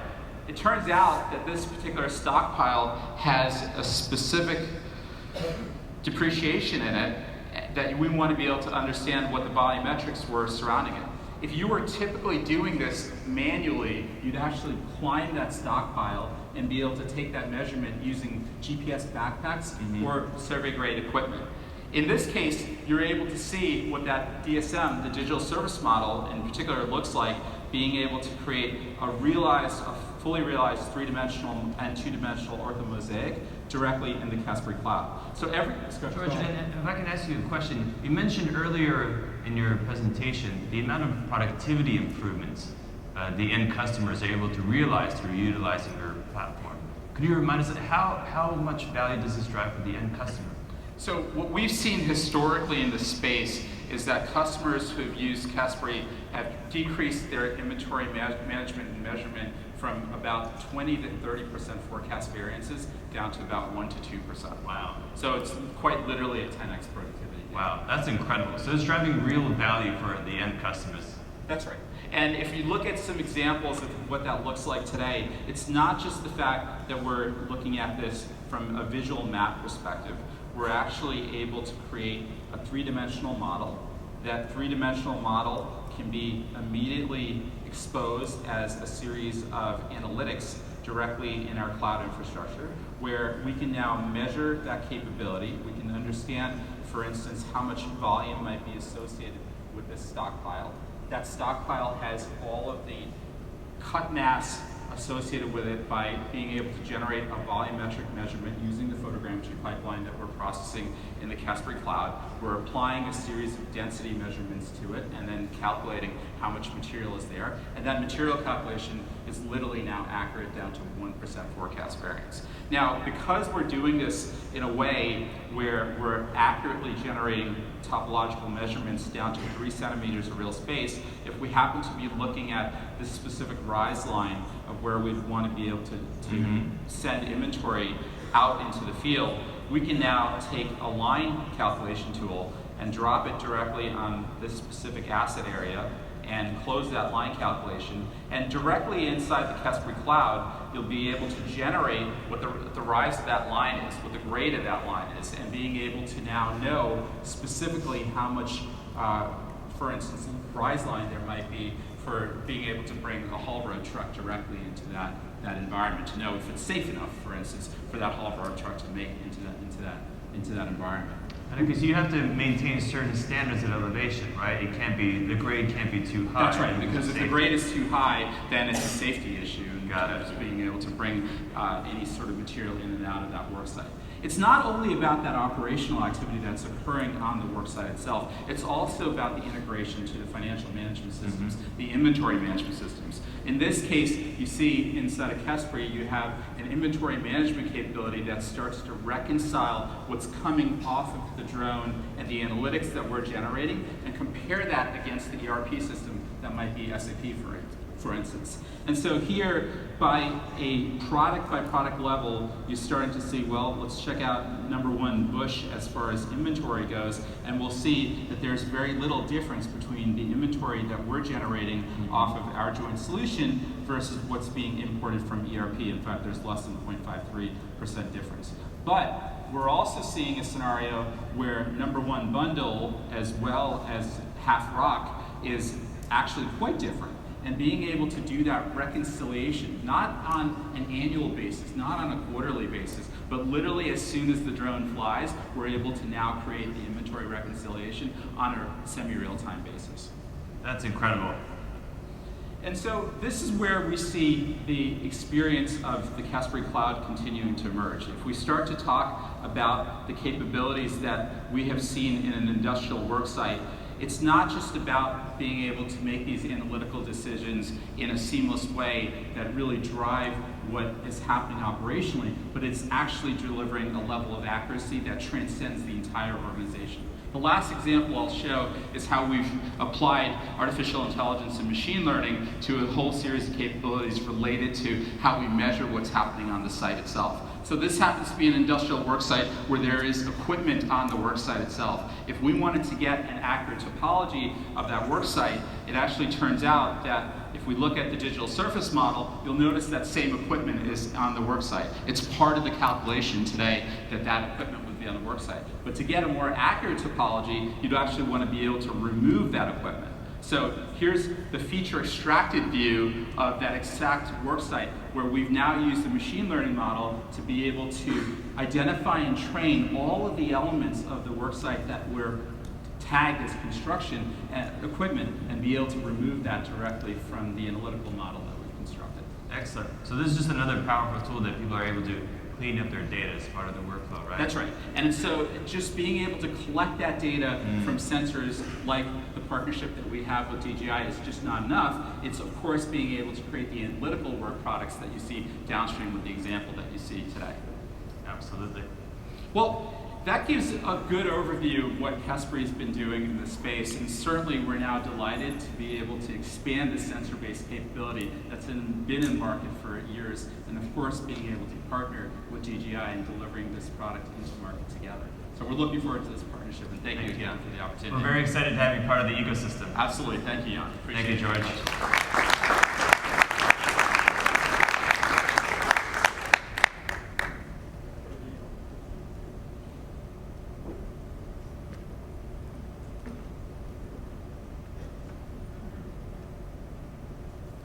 Thank you, George and Jan, for that wonderful fireside chat.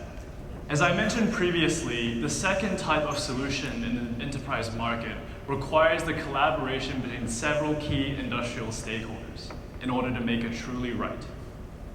Now, the next and actually final speakers we have for the morning, the work that they have done embodies the spirit of the drone ecosystem coming together to make sure that the solution is right. I would like to invite Ed Edelman from Union Pacific and Dan Hennage from AutoModality onto the stage to talk a little bit more about their drone solution. Together and establish a three-way partnership, a strategic partnership, in order to revolutionize the way that, that the railroad industry has operated over the last 100 years. And since then, we've been able to make groundbreaking strides in various applications, from autonomous infrastructure inspection to critical incident reconstruction and analysis. So Ed, as an industry veteran in the railroad space and currently the leader of your operational safety team, how did your team come around to using drone technology for good? Bill, we started our inquiry into drone use back in 2014, and by 2015, had acquired our 333 exemption with the idea that you might be able to use this to do some very sophisticated track-based inspection. We very quickly decided, though, that the drones, especially with the onset of the Part 107 release, would be best to be put into the hands of people that are actually doing the work. We heard Corey talk about that earlier in the presentation. That seems to be a common theme now across most of the industry. And as such, they began developing two use cases where we have people that are out doing their day-to-day work and working on things like employee safety, incident response, service restoration, where we have basically people that are doing what they've always done but are able to do it more efficiently than they were in the past. We wanted to extend that to the concept of bridge inspection in particular. Between our bridges and other major infrastructure, we have about 18,000 pieces of infrastructure out there, all of which are inspected by humans and by hand. And we wanted to extend the use of the drones to do that work. But we found out very quickly that when you put a drone that likes to be very stable in a GPS environment into one where there is no GPS, it becomes quickly a very different animal to fly. And so we had to rethink our whole strategy. We had to decide, are we going to go to a different model where we are going to employ dedicated drone pilots that we specifically train with a high degree of skill? Or are we going to retain the original model that we very much believed in and said put the drones into the hands of people that are doing the work? And we elected to stay with the latter. But we then had to find a service provider, somebody that could help us develop the necessary technology so that those drones could be just as reliable in non-GPS or GPS-denied space as they were in GPS acquired space. We spent over a year looking for that particular partner, canvassed every conference, talked to as many people as we thought we could touch within the industry, and finally at AirWorks 2016, we met Dan and his team at AutoModality. And that relationship has blossomed quite nicely, and our solution that Dan will talk about here in a little bit is come along quite nicely. Let us keep our business strategy of keeping the drones in the hands of people that are doing the work. Fantastic, thank you for sharing. So Dan, everyone here knows that AutoModality is a true leader in autonomous solutions for drones. Can you walk us through, us in the audience, through how did your company first start up? What made you go into commercial UAVs? And finally, can you share some experiences about your work with the Union Pacific team? Yeah, sure, Bill. AutoModality's founders have had a passion for autonomous mobile robots for decades, actually. A little bit older, maybe, than challenged up here. And when we had time to create a new venture, we wanted to take that passion, and we saw the convergence of technology that was going to allow us to actually focus on real applications. Because all the times we've tried to do this in the past, we were bogged down in soldering and making systems on the chip, and we've done a lot of hardware work. But what really came to be in the last few years is the off-the-shelf nature of the hardware platform that would allow us to actually focus on applications and behaviors. And so we started up AutoModality. The key to our whole company is autonomous. It's encapsulated in our name. And so we approached the problem space from that autonomous nature right from the very beginning. And so we tended toward problems that required that autonomous feature. And so our early customers and applications were vineyard inspection, and not high-level vineyard inspection, but actually inspecting the vineyard like a human would inspect a vineyard from an oblique angle a few feet away from the vines. Levee inspection was also something that we hired to do early. For levees, you want to look at that little channel right where the water hits the dirt, and you just can't do that from high overhead. You have to be very close up. So to fly very close up, as I think probably a lot of people out here understand, if you're trying to fly even more than 10 meters away, very close up, it's a very difficult task. An autonomous flight is really the way to get it done. So we developed that technology. We right as we were sort of coming out of stealth mode, DJI released their M100 and SDK products. So as Arnaud said earlier, that the key to us is that onboard SDK. So we put a computer on board. We use that onboard SDK to talk to the underlying drone. And so we entered the SDK challenge, and we won that. And we ended up on stage, our first AirWorks on stage at the keynote, or on the main stage during the first day. And that's the time at which Ed took notice, I think, of our technology, and we took it from there. Fantastic. So Ed, there's been a lot of talk around this Benicia Bridge project. I've seen it myself. Several of our other colleagues in the audience have seen it. Do you mind going through, what is the Benicia Bridge project, how it came about, and some of the challenges that the Union Pacific team and the AutoModality team embarked on to solve as part of this project? So it's an interesting beginning to a very complex problem. We had, when we approached Dan and his team, we really had this real desire, this real vision of developing fully autonomous inspection of bridges with the GPS problem, GPS denied problem that I talked about previously.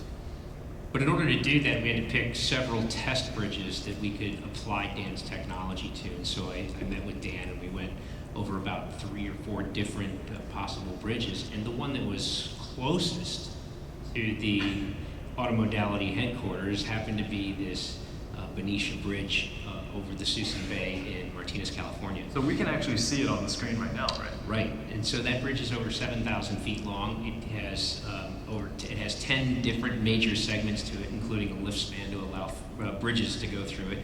It has nearly every imaginable weather concern that you can conceive, with the exception of snow. and I'm sure that will come eventually. And so Dan and I went out to the site, and we looked at it, and I said, well, Dan, here's your bridge. Dan, I went to the bathroom. Yeah. And 17 months later, Dan and his team have done just a fabulous job of going through this, what is arguably one of our most complicated structures, and truly developed autonomous flight through those segments. Right. And so Dan, to finish up with you, in your experience working at AutoModality as well as one of the leading solution providers in the drone space, tell us about your experience with the Venetian Bridge project as well as what advice you have for your peers out in the industry. Yeah, those are, I'll start with the bridge itself. As you can see, and as Ed said, it's an imposing structure. And so the good news was that it fit very well with the way that we saw the world. And with the close-up flying that we do, we actually don't need GPS. We actually don't need RF. So if we're in indoor environments or underground environments where RF is challenged, we don't need those either. So we were able to use our feature-based localization, and if for those of you who were here last year, Ed Cook, the CTO, gave a talk on that, and using that feature-based localization on the structure, we were able to just divide it into pieces that that were achievable and work them one at a time. Now that said, this is a very large structure, so. If there's a lesson maybe to be learned or to be taught is, think about the pluses and minuses of going with the hardest bridge maybe in the inventory of your customer. There were actually, you can imagine the downsides to that, but there were actually some upsides, which is that I think we saw everything that there was to see in this problem space right up front. So that kept us from getting surprised as we worked our way along. So do you want to talk a little bit about the VR simulation we're actually seeing on the video right now? Yeah, so what you're seeing here is a model of the bridge, and this ties back to the talk that Ed gave last year that I mentioned, is that the challenge to our perceptive navigation technology, where we're using feature-based navigation, is that you have to have a decent model. And it's sort of our whole foundation of our offering is based upon that. And the deal is that if you're just flying against a random point cloud or a bunch of points, it's hard to communicate both from the customer, the asset owner, to us where they want to fly, where the challenging areas are that they want to see, and also for us to communicate back what we're seeing. So this is actually showing that quite well. We developed this VR system to encapsulate that feature-based semantic model of the bridge, and it really helped with workflow. That goes back to the stuff that Chris was saying with the workflow and focusing on workflow. It allowed Union Pacific to visualize what they were trying to do. It allowed them to give us requirements, and allowed us to actually test against it, tying into the Microsoft offering as well. We're looking forward to talking to them about getting that testing going on a structure like this. So what you can see here is a flight through, and this is, you can come see this in our booth. We actually have the system running in our booth with the goggles. But as the drone flies along this yellow path, you can point to features on the bridge and identify what they are semantically, like this is a beam, this is a whatever, and then identify the particular defect or issue that might be with that component of the bridge. So here you can see we're pointing out, pipes, structures, and then we actually go to the gusset plate and we'll select what the particular issue is here. Those get tagged and uploaded into the asset management system so that Union Pacific can do something. So, and I'd like to add to that if I can too.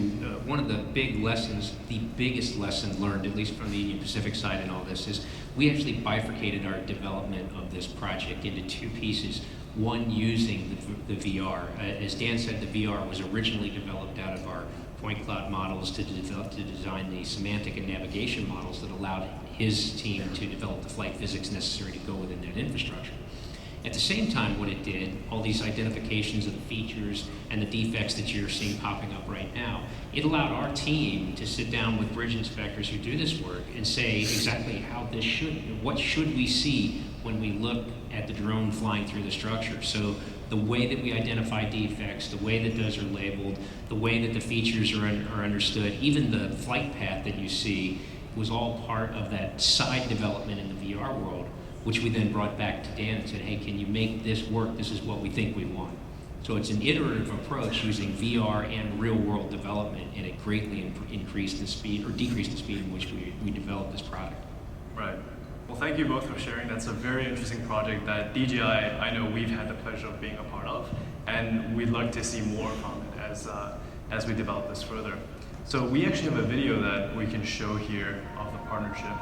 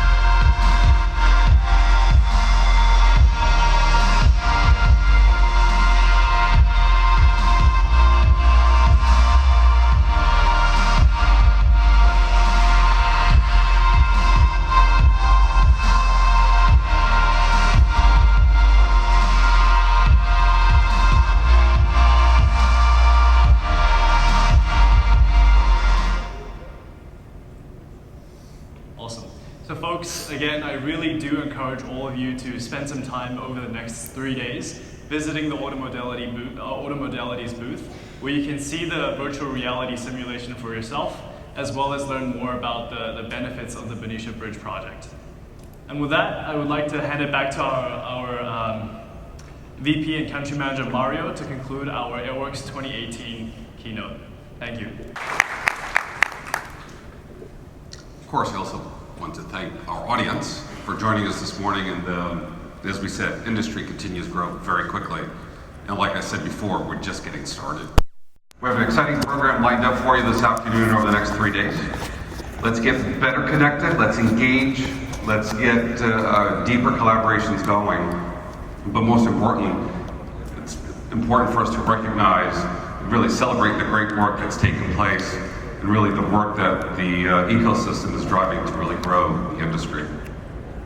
Before we close, I just want to say thank you to all of our sponsors and partners for supporting this conference. Well, welcome to AirWorks 2018. Together, let's build the global ecosystem for aerial productivity, and really, let's engage and connect over the next couple of days. So thank you.